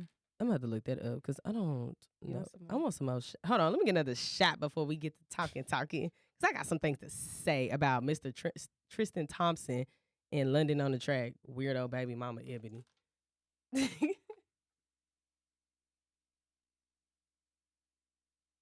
Yes, I don't want to say I don't know nothing about pop culture, but this is Bev's segment.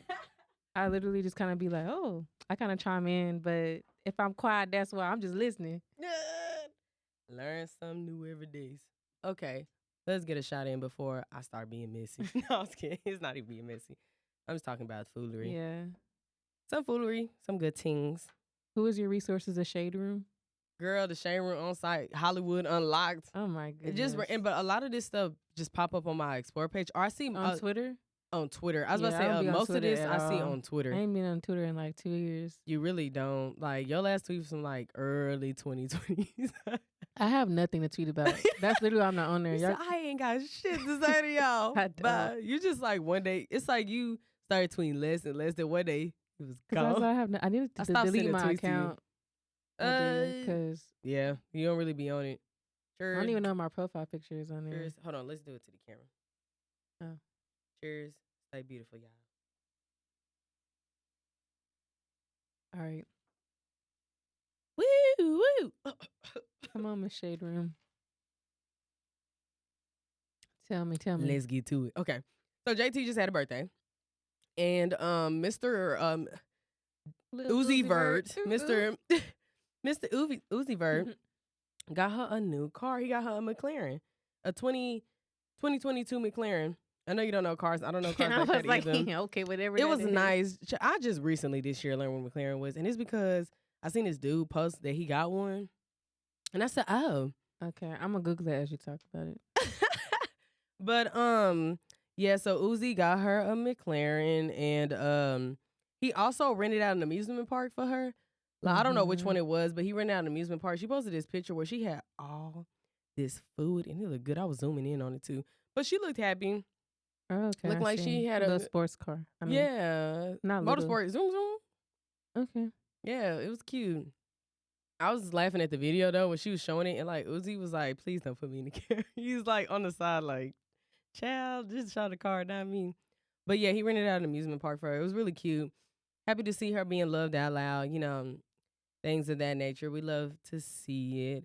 But yeah, I was like, that was really I like the whole renting out amusement park thing for her. That was really cool. I liked it. Okay, so next, let me move on to some foolery. Have you heard about the Joel Olsteen thing? I don't understand what's going on. Okay. They found money in the wall. Yes. So with Joel Olsteen, there was like a plumber, I believe it was a plumber who was working. Don't know how he tapped into the wall, but he ended up finding $600K in the wall. And remember, it was like that. First of all, Joel Olsteen is already like on the chopping block. He didn't let people come for the living there for the hurricane or something. Yes, like that. So when the hurricane came to Houston, he was like, "Not my church." And of course, he gonna get backlash because other people had their churches open for places, which it's a huge church. Yes, a mega church. So it's like you would think that he would open his doors. You would think for his community, but so it says a 7-year mystery about missing money is on its way to being solved thanks to a plumber. In 2014, $600K in checks and cash were stolen. Big ass quotation marks big from a safe at Pastor Joel Olsteen's Houston Lakewood Church. Although a large reward was offered if individuals provided information, the case has been cold until then. Then a plumber found the money somehow and discovered it was connected to 2014. So, first of all, so what you think? You think he... Why is it in the wall? Okay, have you ever watched Ozark? I did watch Ozark. Yeah. Okay. So, first of all, my boyfriend got me into Ozark. It's a great show, by the way. Show. I'm still like watching it, but he's so because I know there's a new season that's finna come out in January. But yeah, I started watching Ozark. I didn't think I was gonna like it. I was hooked. I could not take my eyes I didn't think off. I would like it either, but he was like, "Watch Ozark. It's good. It is." But like on Ozark, you know, he hid that money in the wall. Sorry, and then spoiler alert. Oh, right. Shit, I'm just talking. Spoiler if you ain't watched Ozark, but skip ahead a little bit. But it was a part in Ozark where he was hiding money in the wall, like as a cover up. And then this girl that worked at the restaurant or whatever, she like randomly found it and she like jetted off with some of the money and whatever. So that's kind of like, I guess, this situation. Like the money was off in the wall. So it's given. They was like, oh, not the ties is gone, y'all. I don't know what to do. And Plumber probably was in there. Like on That's So Raven, she had that thing and she was fucking doing that thing in the water watching Eddie Chelsea with her nosy ass. He was probably on some shit like that. It was like, now what is this that I see? $600K in a wall. That's a lot of money. Who gonna accidentally? And that's in his church. It's giving. It's not like it was $1 in there. It's okay. It's not like it was a treasure chest or something off in there. No, bro. That shit probably was stacked, organized, just like on Ozark. They had that shit in a little plastic. So my theory, because Joel Olsteen is, anyways, I'm always a little iffy about mega church pastors anyways, because there's so much money that surrounds their church. So nothing necessarily against them like TD Jakes or anything like that, but it's kind of like, I feel like sometimes I can be a little weary of them just because of their intentions. I know my sister said this is a show about pastors of like churches who are like, they make money. It's very common to distrust the church, especially mega churches. So so it's like such a big church, so much money that comes into it because so many people go there. Now it's really a business at that point. I was about to say, is it more of like you doing this for obvious reasons, being a pastor and God and things of that nature, or is this like it's a bunch of money? You know what I'm saying, that's involved. So I'm thinking that he hit that shit because first of all, he was shady for not letting them people up into that big ass church when the flood came through. Yeah, that was weird. That was because you a whole pastor. This is what you are meant to do to help. But you sure gonna come back whenever it's over and asking for that 10% in tithes. So it's just kind of like Joel Olsteen done did a couple of things that make him iffy anyway. So it's just kind of like, and it's so sad because I feel like so many people love him. Yeah. But I've always been, like I said, I'm always a little weary of mega church pastors anyways. But that $600K being a while, it was getting very much Ozark. And I was like, that nigga definitely put that in there. Somebody did. That he knew it was in there if he didn't put it in there. He definitely knew it was in there. Or it's something fishy definitely going on. So next, Tiana Taylor and Iman did the little family shoot. I think it's for Skims. Yeah, it looks great. It was. First of all, what's her daughter's name again? My mind. Junie was serving. She had her little braids. She's so beautiful. She's so pretty. She looks like both of them, but yeah, she's literally her mother's daughter. So cute. But that photo shoot, it was given very much Black beautiful, excellence, Black love, Black family. It was good seeing like two Black people together because I feel like sometimes, like when you do look at celebrity men with women, they go for the ambiguous looking women, I was just gonna say or that. the exotic look. So it's like sometimes you don't really see them with an actual like brown Black woman, or even it's just like a Black woman in general. So it's just kind of like, okay, it's like she either so damn light skinned that she damn near look white, or it's like she has a lot of white features, but she's mixed. Like I said, the ambiguous look. And then you have your exotic, and a lot of them go for the same type of looking girls. Literally the BBL, weird. same surgery face, obsession. Same, like Cause I feel like I'm gonna talk about this one day on the show. Just like I call it the BBL epidemic because it's a lot. Because y'all, so many clients come to me. That's what they be like. I'm gonna try you before I go there. I'm just like, what? Before I go there. I'm just like, oh my goodness. But I feel like that's why, because we'll get into it later. Yeah, ain't nothing wrong with having a BBL. There's nothing wrong. And I'm not surgery shaming, but it's just like we just see a trend of like people wanting to look a certain way, and you don't have to look like that. But it's like, why do you want to look like that? Yeah, and I feel like social media has a big effect on it. It also, does. just like men. And I feel like if you, Mm-hmm. which I feel like even if you don't really realize it or not, you might. A man's opinion of you might be more important than you actually think it is. Then you want to admit. Yeah, so I think, because I know, for me, I always joke about getting my boobs done, but it's just like, I know that's genuinely for me. Mm-hmm. Not for a man's approval, though, but it's just kind of like, where's the wanting of the surgery stemming from, Mm-hmm. I guess, if that makes sense. So, like I said, we'll talk into that later. But I had just noticed a trend. I see it all the time. Yes. It's kind of like, I'm not going to lie to you, like, when you follow, like, the little news pages and they'll be like, oh, so-and-so is in a new relationship with an IG model. All the girls look the fucking same. They literally look the same. And I'd be like, the same look, the same aesthetic. Literally the same aesthetic. So it's just kind of like I love seeing Imani and Tiana because it's two brown people together. They got brown kids, like babies, black love. I love seeing like black love. Yeah. So it's just kind of, I love seeing it. But the photo shoot was really good. Everyone was serving. I like the little picture. What's the youngest baby? What's her name? Rue. Which is like they was tossing her in the air and she was like turning her body like, like she was posing. Cute. She was giving. Okay, next. Tristan Thompson is a whore. That's what it says on my title. Because he has another alleged baby on the way. It's so alleged for me. It's like, even if it's not yours, you still doing stuff. So apparently, I'm going to double check this. I'm pretty sure the girl who was saying that he's pregnant is was it his trainer? His trainer? His assistant? Yeah. Yeah. I said, oh my goodness. Yeah, alleged mother, Tristan Thompson child. Does he still play right now? He said he was, okay, so she Did he still play sports right now? She outed him on some text. He said he was finna retire. Yeah, because what are you doing? Because people said, we know more about your bullshit than you actually play basketball. What are your stats? Because it's given, I don't know any because all I know is you just be doing shit. You're a whore. You're a whore. Literally.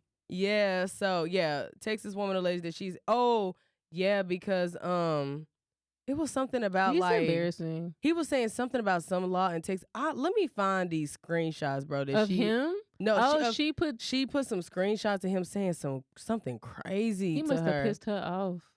I feel Here we go. Okay, read it to us. And so he threatened her over child support. Hold on, real quick. You know how I feel. My feelings haven't changed at all. Won't be involved at all. By the way, if you think having this baby is gonna make you some money, it's completely wrong. You are aware that I'm retiring after this season. So in terms of support, it will be whatever is required monthly for someone who's unemployed. It's Texas, so it will only be a couple of $100. So you better off taking this $75K I'm offering because you won't get nothing near that with having a kid with a father who's unemployed. All you will have is a baby with a father who has zero involvement with the child and a few $100s of child support a month. I feel like there's a special place in hell for him right now. It's getting prepared. He is not shit. He literally ain't. I saw a picture of what she looked like. Child, I forgot which. There's so many of these little pages. But it's just like, why are you having children? First of all, he's still with he's with Chloe again. No, they're still together. Oh well, they got back together. He's embarrassing. But he's embarrassing as fuck. And my thing is with her, I'm still. Why do we cancel Jordan? Well, I didn't cancel. I didn't cancel Jordan Woods. Why did y'all cancel Jordan Woods? I didn't cancel Jordan. First of all, she's prospering in her happy relationship. So she's with the. She is. I know, but I'm just like. We knew it was him the whole time. And remember when she came on Red Table Talk and was like, he was the one that was coming on to her. She was like.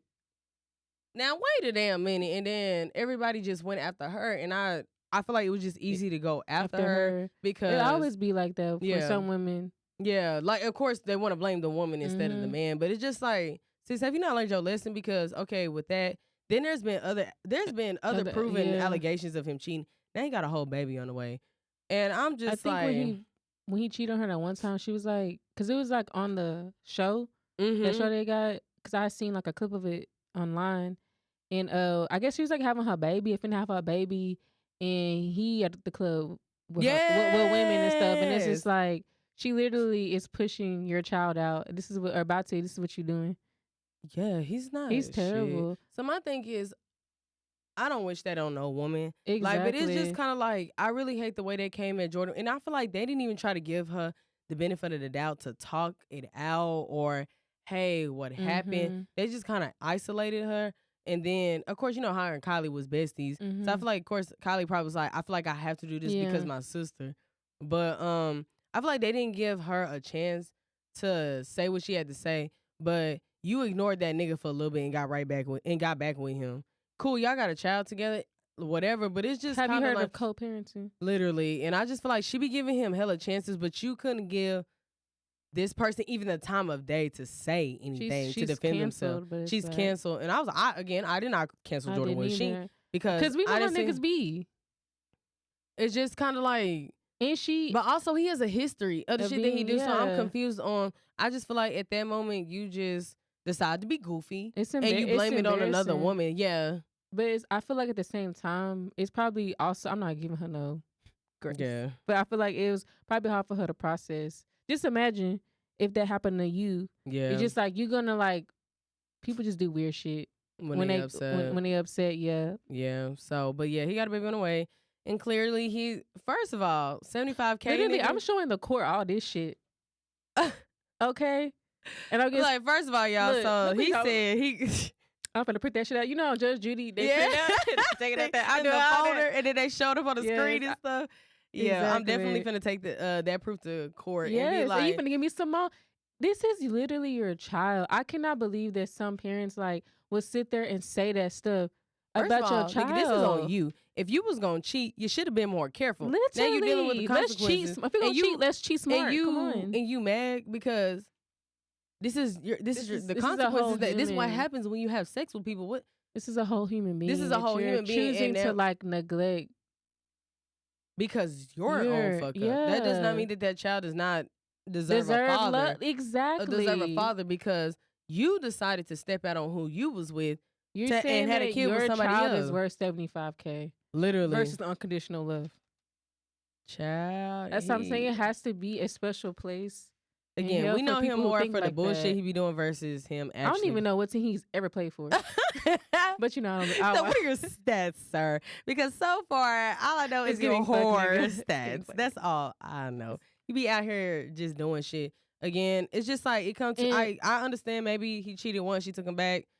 Okay, whatever. But it's just like, it's a continuous. He does the same shit. I feel like every couple of months you hear him about him doing some whatever the fuck shit. And then you get on Instagram and I don't give a fuck what you talking about. At this point, I'm looking at you like, sis. Boo-boo the fool. You are boo-boo the motherfucking fool at this point. Because I'm just like. It's giving we should co-parent. I feel like the worst thing that you can do is give your partner a STD from cheating. Or having a baby on them. I feel like those are the two worst things you do. And I feel like those are like. Or cheat on them when they're in labor. Yes, that too. Like, for me, that would have been those are the three things that are like so completely unforgivable for me. So it's just kind of like a baby. I don't want to say unforgivable. I will forgive you, but we're co-parenting. Oh, yeah. Well, what I mean is like unforgivable in a way we're not going to be together. Like type thing. Yeah, of course, over time you forgive people, but that isn't, we're not going to be together. So those are the things for me that I'll be like, it's a hell no for me. And lastly, I want to talk about, have you been seeing stuff with London on the Track, baby mama, Ebonii, the light-skinned girl? For me. Okay. So, I think I talked about this on one episode. Yeah, I know she's like, she always talks about something. Remember she always talks. So, she still talk about something. Remember I told you she got offended? Because, the song. About a song. And it was like, she tried to call out Cardi B about, when she did like a little interlude or something like that. She's not proving their point right now by being weird. She expressed bitter. Yeah. Bitter. The song Bitter says, you need to stream it over and over again and let's connect it. Because, bro, she unprovoked. I seen this. Do you know what BMF is? It's like a show. Yeah. Yeah. So it was this picture of Summer with her natural hair out, no makeup. Fro. Yeah, a little baby froze. Oh, girl, unprovoked. Posted this on her story and it says Summer out here looking like Meech from BMF. Unprovoked. He's cute though. Like, but it's just kind of like she was trying to be shady. She trying to be shady and funny and talking about her.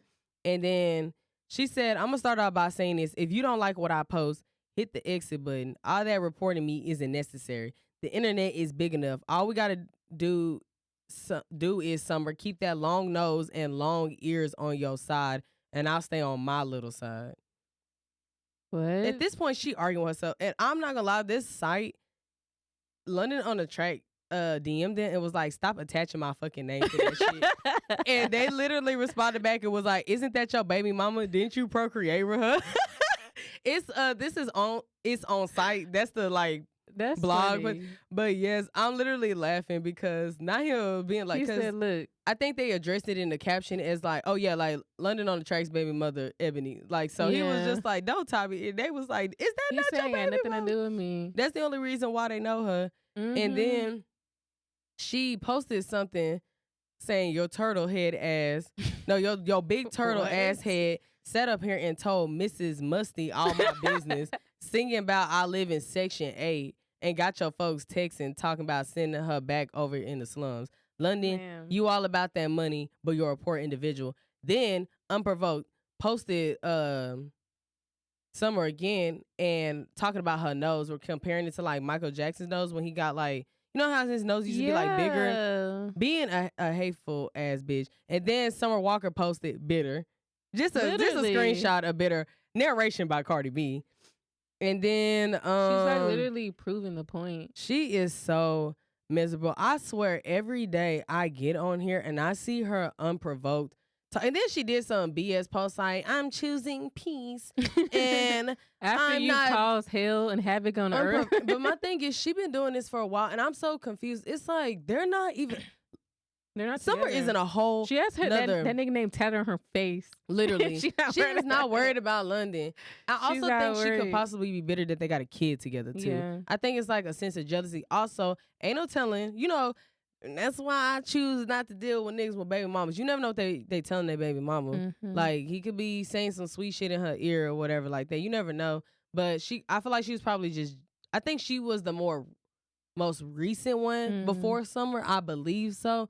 So that could be a reason why she's just like, oh, this the next girl. You know what I'm talking about? Like, oh, the next baby mother. They whatever. gotta be careful who you choose to be a baby daddy. Honestly. Okay, please, because niggas is stupid. Literally. But also, yeah, it's just about the drama that come with them sometimes, like type thing. But she really be coming for her, and I be so confused. I be like, what is she? Probably don't have nothing else to do, honestly. I think she just want to be relevant. It probably makes her followers go up and stuff, and also seeing yourself in the blogs, and like I feel like I think that she think that make her famous or something like that. And it's like, so maybe she making money getting brand deals off of that shit, or maybe like, oh, if y'all pay me this, I'll give y'all this news that I know about, or something. You never know what people's intentions are, but I just feel like it's jealousy at the end of the day. Summer has a successful career. I think her album went like #1. Yeah, or it was streamed a lot. So it was like, how really can you successful. Literally compete with that? You're just bitter. Literally bitter. I can't believe she tried to cover Cardi B. That she does not know who you are. She literally. Also, people are stupid. Music is inspired by things that you've experienced in real life, or it's not even something you had to experience. Like, it can be what other people. She did not specifically say your name, but it's giving like you like. I feel like you feel like it's about you because maybe something is true. Exactly. Maybe she should go to therapy. It will help her like work through some things because I don't know why people. We get on the internet, and just like once again, like real quick. You okay?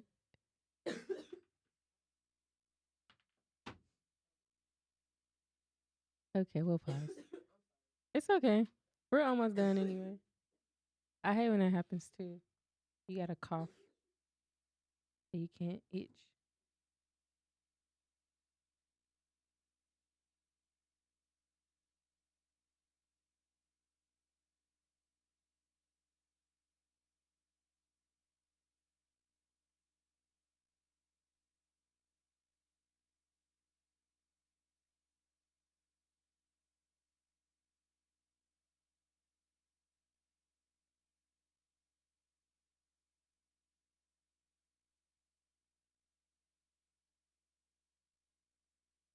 Okay.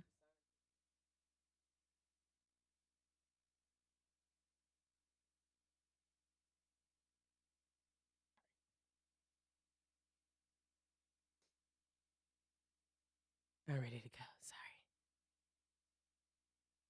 Okay. I forgot what we're talking about. What we're talking about?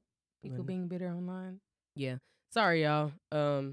My sinuses and allergies been bothering me really lately, so I need to take some more medicine. But yeah, people just be weirdly jealous or I think she's just jealous, if we're being honest. And like I said, most people, music, they don't have to experience themselves, or stories that they write. Creativity does not have to come from you personally. You can watch other people experience. You can see a stranger experience. But everybody know what a bitter baby mama, like what that would feel like. Yeah. Like you dealing with another bitter baby mama, like, or a person, just like you can interpret it. Yeah, we all seen people in like baby mama, baby daddy, like situations and things of that nature. So I don't know. She annoying me. I get tired of seeing her every other day randomly on my Explore page, popping up her talking that about I never see that on my Explore page. She just I'll be like, she obsessed with her at this point, because you really be talking to yourself on the internet. Like, you're not getting a response. No one's talking back to you. You just on there unprovoked. And then I don't like how she was trying to talk about her black features either. Yeah, that's weird. So and apparently the girl, I think lighter? I think she's mixed, I believe. But because I think Tammy had gotten the comments on one of them. Who's Tammy? No, Tim from not Tammy. What's her name? From Basketball Wives. Oh, Tammy Roman. Okay. Yeah, Tammy. Yeah, this was like Tammy. I couldn't think of her last name, but she got in the comments and was like, she's tired of like people coming from like trying to insult black women. Yeah, they're like the way they look and make, like because she had her natural hair. Shit from so she had her natural hair out, and then the girl was like, "Oh my gosh, she's so stupid. I'm black myself." Like, I think she was saying her mom was black or whatever. First of all, but don't you know help. You lighter, aesthetically pleasing. You lighter. You possibly mixed. Like, come on, sis. Like, she knew exactly what she was doing when she was saying when she said it. That shit's not funny. And then trying to talk about like her nose, her hair, the way she looked. I feel like I would never. I don't care how mad I am at another black woman. Like, man, I'm not gonna say, "Oh, your nose is big." It's just really giving Uncle Ruckus. It's giving anti-black. Yeah, Uncle Ruckus. It's giving self-hate. It's just giving like Tobias. It's giving self-hate. Like, and I feel like it's very obvious. We know we're not supposed to say that shit to each other. I just feel like no one's laughing with you. At this point, you look stupid, sis. So I feel like she just do whatever to stay relevant. But yeah, I'm tired of her ass. Like, for real. Get a life. Get a clue. Shit. Tired of you. All right. Ready for beauty? Yes. I actually have beauty today. I know I'll be slacking sometimes. Okay. What you got from better than that game? All right. So I just want to say that we should normalize paying for convenience, right? So I was telling y'all last week that I needed to get my hair done. So I took my locks out, which was a very terrible experience. But they got out. But I went to this girl. Her Instagram is at the Curly Fairy. So it's Curl Fairy. So at the dot Curl Fairy. Okay. So I went to her. She's like a natural hair care specialist, like a stylist. So it's in Carrollton, Texas. And her shop is so cute. She was so sweet. She made good conversation, but she basically washed my hair. She gave me a twist out. Y'all can kind of see.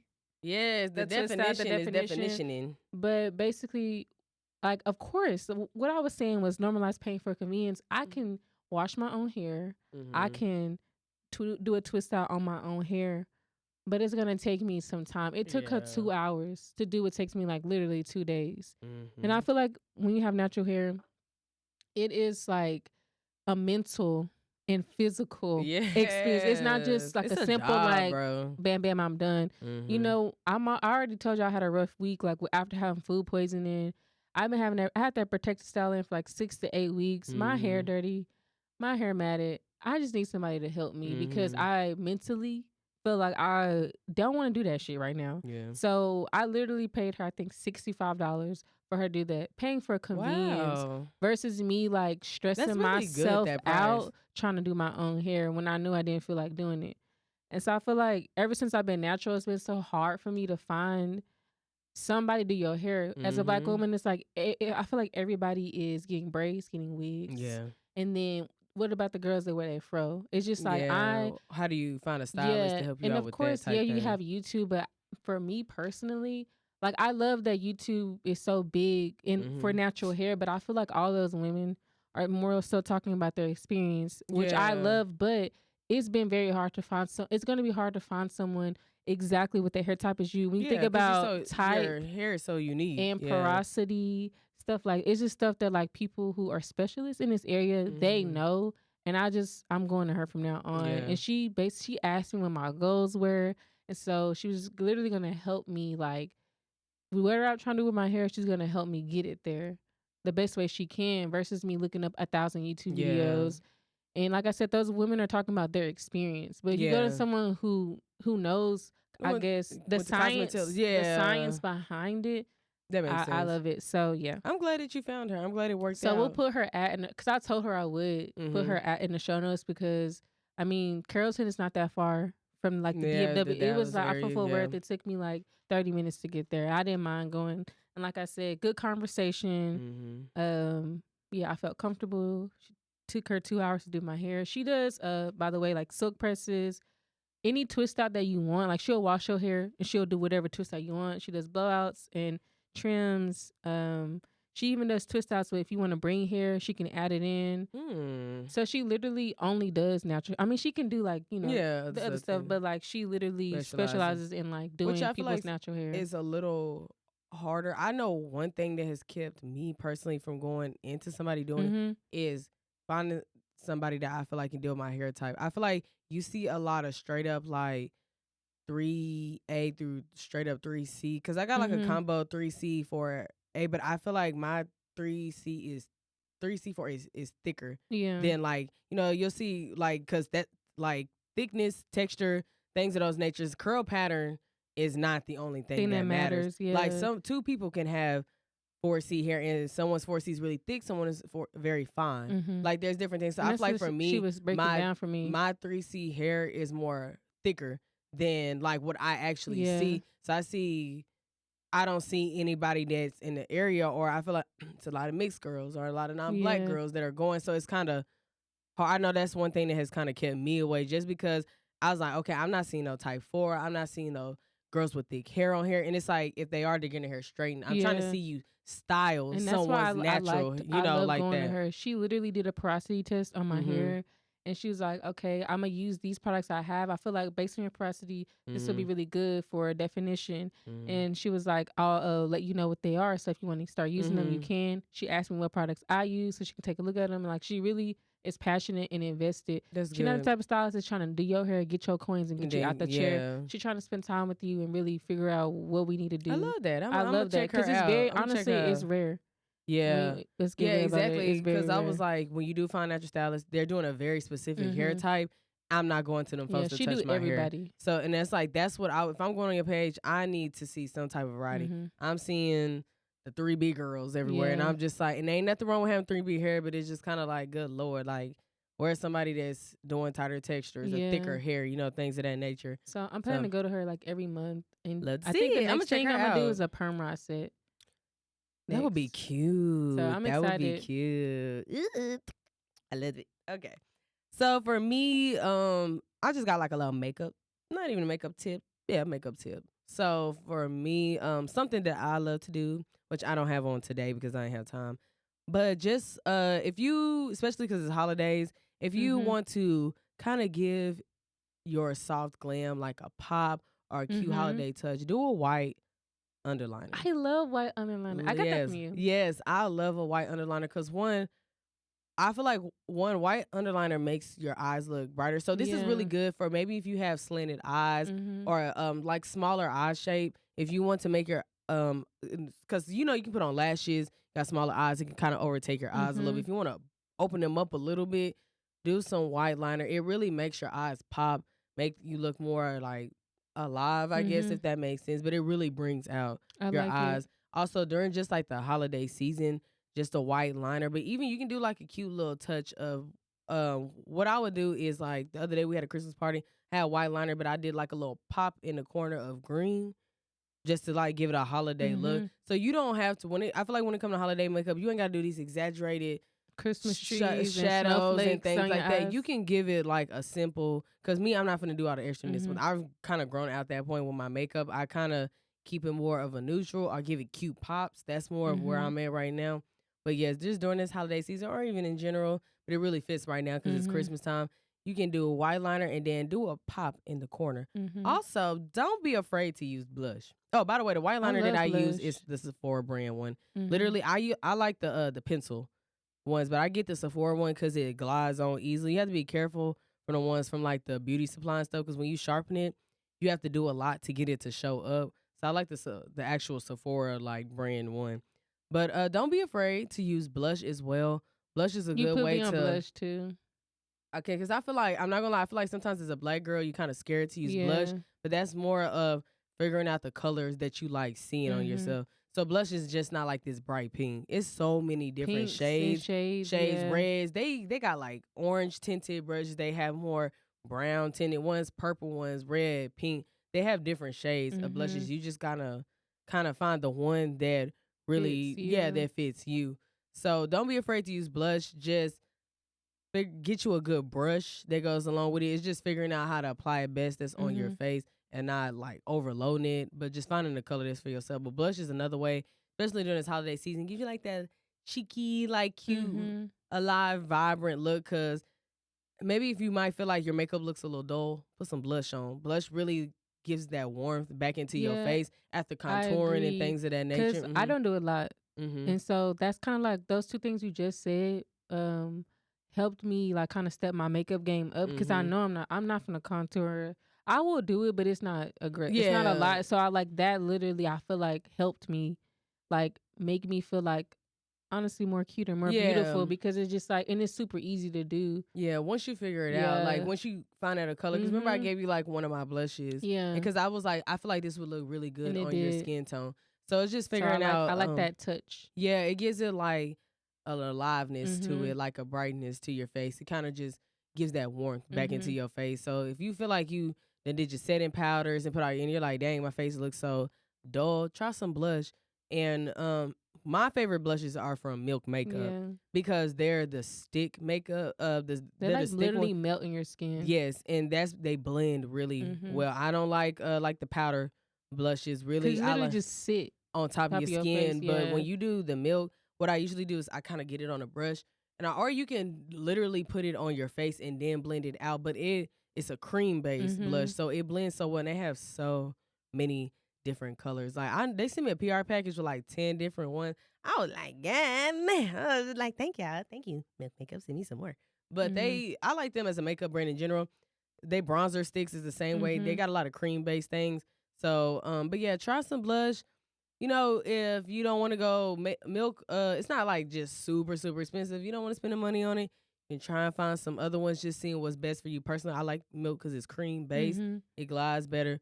Same with the Sephora eyeliner. You can try other ones, but I just like it because theirs glide really well under the eye versus I have gotten one from Beauty Supply, and when you sharpen, like I said, it just like, it hurt. It has actual more of like a writing pencil type vibe to it. It's giving color pencil for sure. Yeah, it's more like a color pencil versus a makeup pencil, and that's why I like Sephora. Sometimes ain't nothing wrong with drugstore and Beauty Supply, because I done got plenty of stuff. Okay, that's where most of my lip glosses come from, besides this Fenty one and things like that. And but some things I do spend coins on just a little bit more because I know that the finished product is gonna look bomb. So yeah, try a pop of some white liner, you know. And also the product recommendation that I want, this is a super simple product to add into your skincare, is the TULA Rose and Glow Get It Cooling and Brightening Eye Balm. So it is $30. It lasts a really long time. The stick that I've had so long, like, and I got like 2 more in there because like just from PR did this to me, but it lasts such a long time because it's not a bunch of product that you need. So basically it has hyaluronic acid eye balm. Now with even more enhancing ingredients, it instantly hydrates, cools, and helps reduce the look of fine lines. It has superfoods in it, caffeine, watermelon, rose water, but it basically, the caffeine helps like with the dark eyes. So what I like to call it is almost like skincare makeup. So you can use it for under your eyes if you have dark eyes. And this is a way that I keep my eyes from being dark underneath, just because my sleeping habits are kind of weird, and I do tend to be up late and things like that. So to prevent, I do like my work to prevent from getting bags and things like that under my. I feel like we all got like a little darkness under our eyes naturally as people, but I like putting it under there. I also put it on my like nose, like highlighter, and I put it in my places where I highlight. So it's almost, you can use it as skincare makeup as well, and it has a glow to it. I use it every day under my eyes like concealer. On my cheeks and my nose, and it kind of gives your face like that glow, especially during this winter time when we start losing that color in our face. But they have 2 more as well to match this that one I was just talking about kind of has like a pinkish tint, but they have a blue one that's probably for like people who have cooler undertones, and they have an orange one for people who have like more red orangey undertones. I think that one's for people with neutral. I kind of have like an orangey undertone, but I use both. It really just depends on like what I decide that day, or whatever I decide to use. But I use both of them. But yeah, it's really good. Like I said, it's $30. It lasts forever, and that way you can keep your eyes from being darker underneath. It helps out with that. Also helps with puffiness in the morning as well. That's what like the caffeine and stuff is for. Also gives your face a really good glow without you actually having to put makeup on your face. Good. So thank you for that. Should check it out. TULA got hella good products. So moving on into entrepreneurship real quick. We just kind of today want to talk about the importance of networking when it comes to entrepreneurship. So I feel like something that a lot of people tend to underestimate that's super important is just simply networking. Yeah. Like you get a lot of opportunities in getting your foot in the door simply by just talking to people. Yeah, I agree. So I know for me, a lot of networking that comes in with like content creation and influencing and things of that nature is collaborations.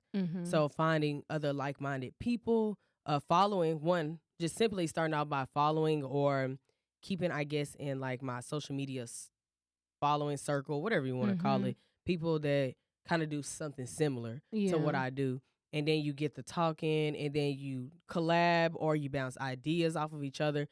Same thing for fitness. Yeah, so I know like for me, I've gotten brand deals. If they're trying to come to another influencer about a brand deal, it's like, hey, do you recommend anybody else doing that network? Oh yeah, I recommend 1, 2, 3, and I do the same. Like I just got approached by a brand deal. Hey, we're looking for more Black women for this brand deal. Do you have any people that? And I recommended 3 people that I have networked with that I felt like was a good fit.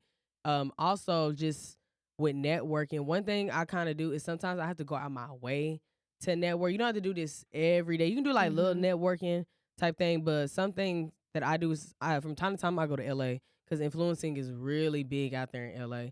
And I like will do like a little post like, oh, I'm gonna be in LA from this time, and like I'll reach out to brands, and sometimes they reach out to me. I come visit, even if I'm not getting a brand deal off rip while I'm there, but just talking to these people, getting invited to these social events just by networking or talking to these brands.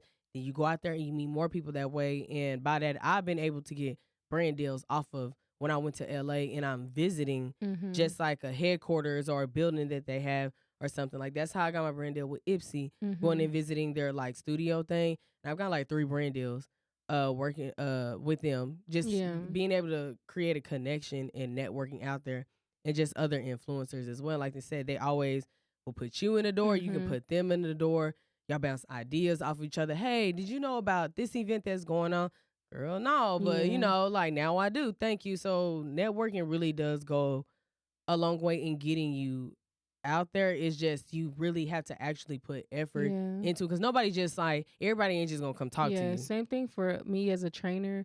There's a lot of like small Black-owned gyms in Fort Worth, and I feel like we do a good job of networking. We all follow each other on Instagram, of course, but like us seeing if they have events, sometimes we'll go, or vice versa. They see we have something. Like I've had a gym, like a Black woman owned gym, come to like my bands and brunch type thing, and I went to like she had like a boot camp, and I went to hers type thing, and I feel like it really helps build that community of like we're out here, we all have the same goal, trying to help people. So it's like we're not competitors. We're literally like a community. Yeah, literally. Exactly. So that, and like even at the gym I work at now, sometimes we like have cycling. We just have different stuff. So I try my best, even if our members are having something that they told the gym about, that like I'm going there, because that could be someone there like, hey, I need a trainer. So you just like trying to get to know people and just showing up to different events that I know are happening.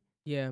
I feel like that has helped. Yeah. Me too. Definitely networking in events go a long way. So for me, finding events, like I said, sometimes a brand, I feel like mostly in Dallas, they find me. But when I know I'm going out of town, I do actively look.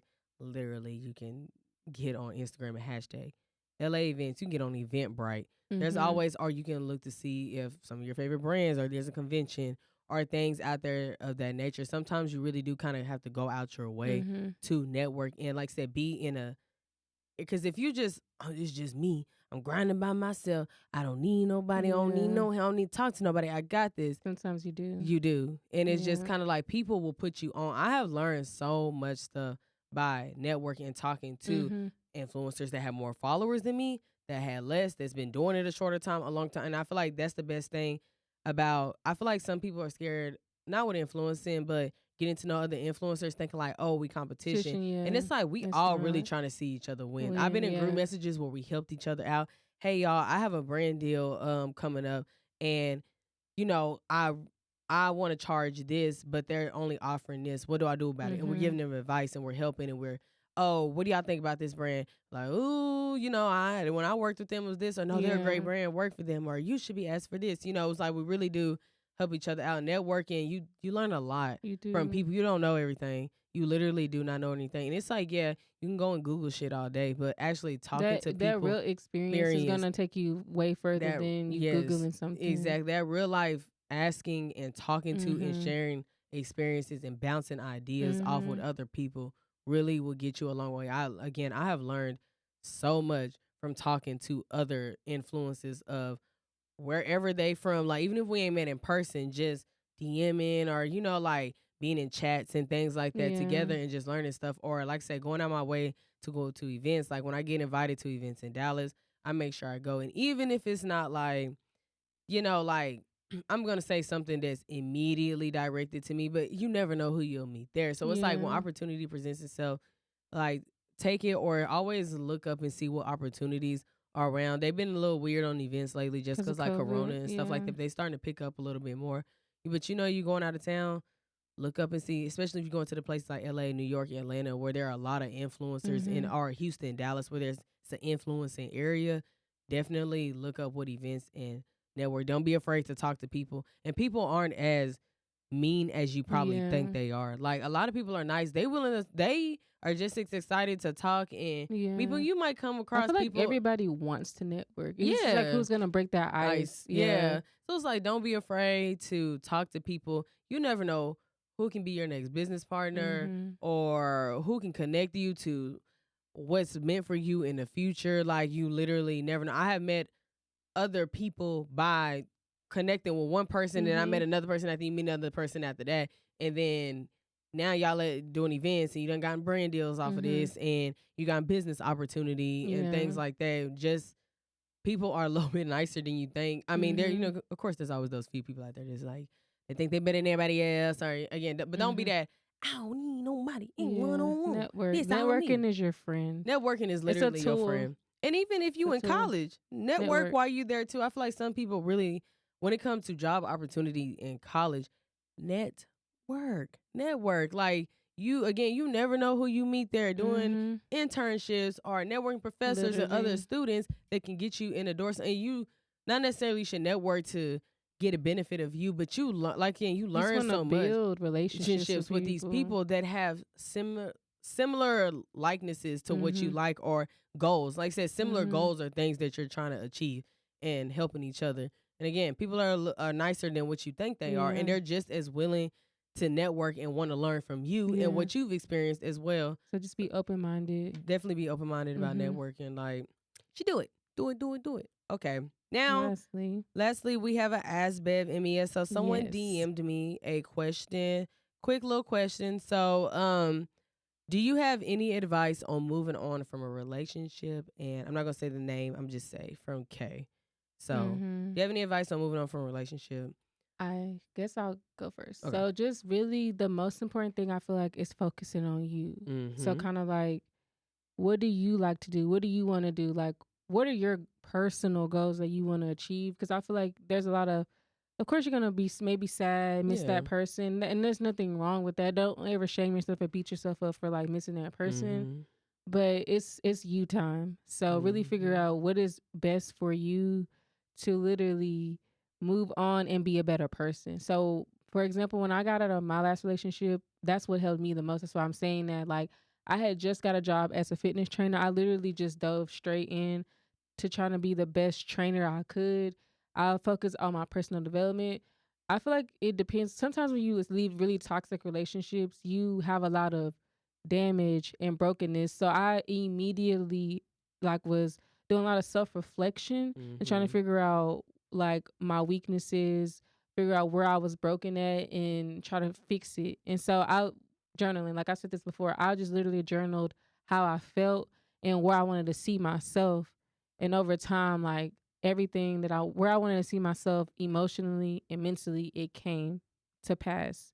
But you got to focus on it. You don't ignore that trauma, that brokenness. Yeah. If you left something that was super toxic, really try to fix it and fix yourself because you literally owe yourself that.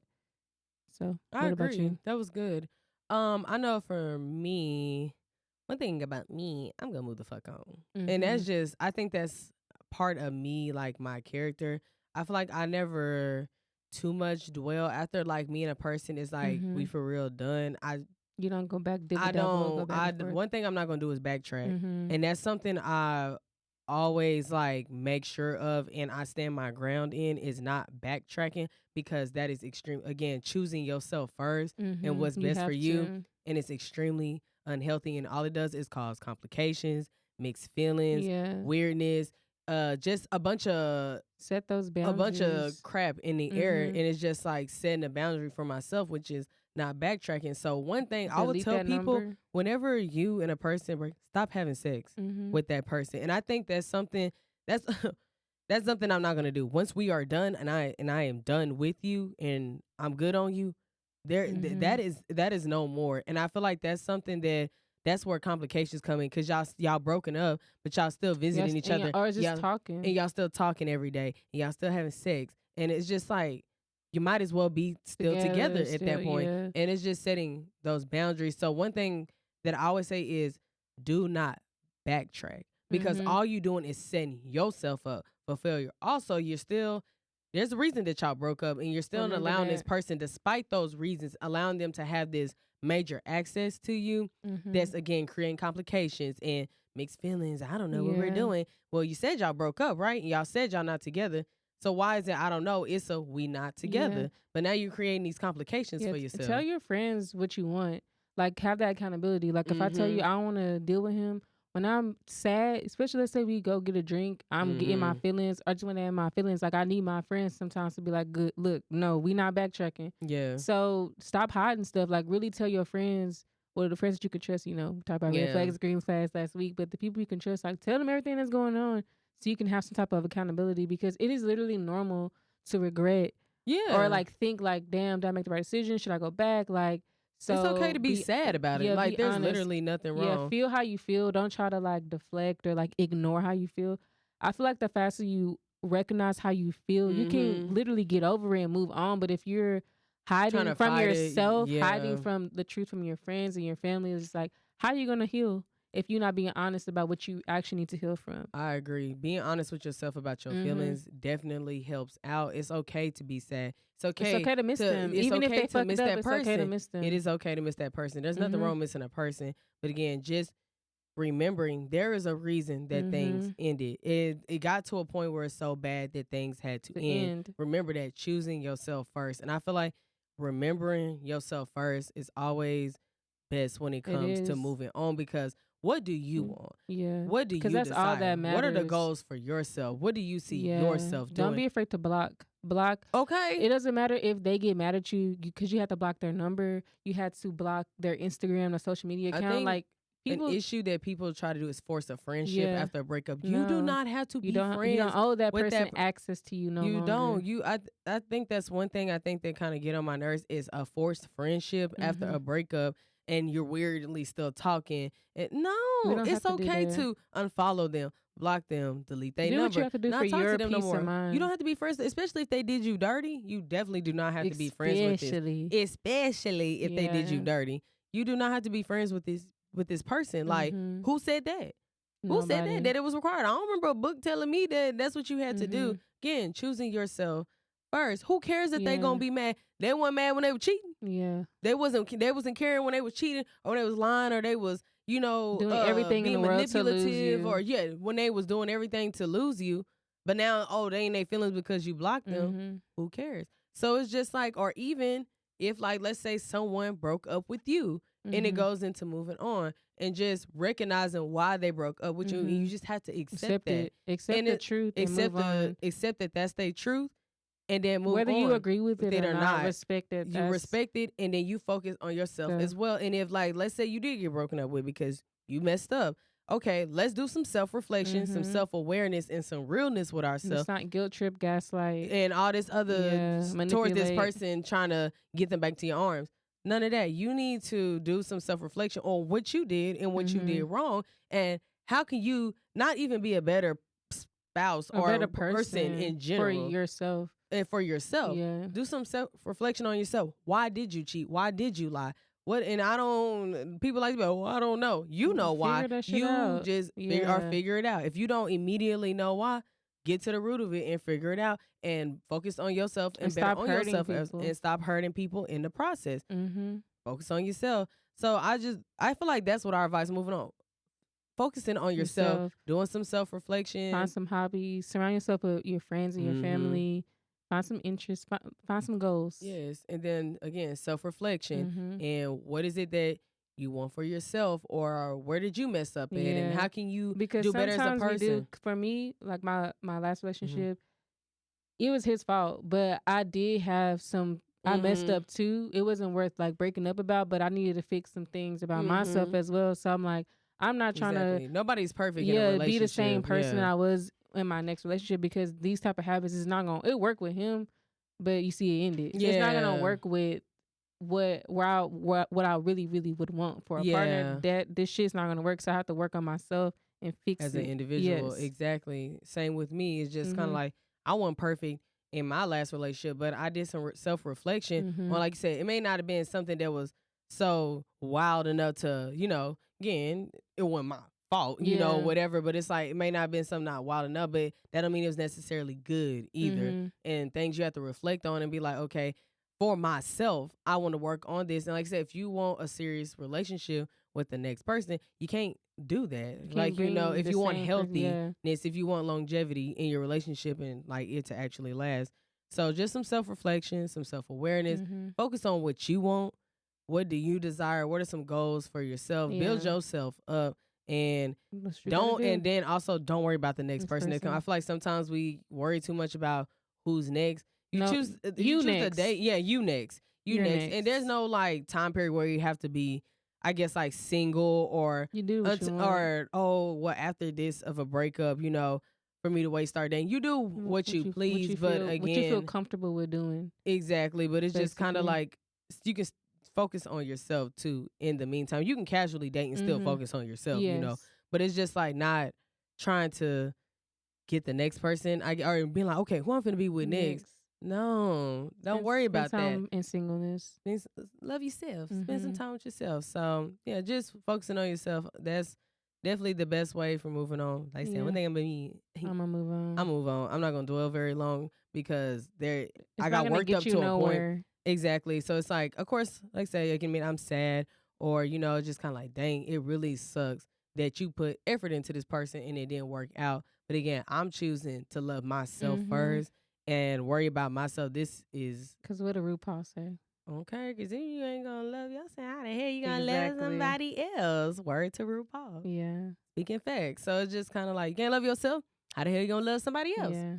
Period. You can't. So, any final thoughts? No, that was it. What RuPaul said. One more time. Love yourself. How the hell you gonna love somebody else? Can I get an amen? I was like, okay. But thank you all for tuning in to episode 4. Yes. We'll be back next week with more educations, more fooleries, and more liquor. Bye, y'all. Bye.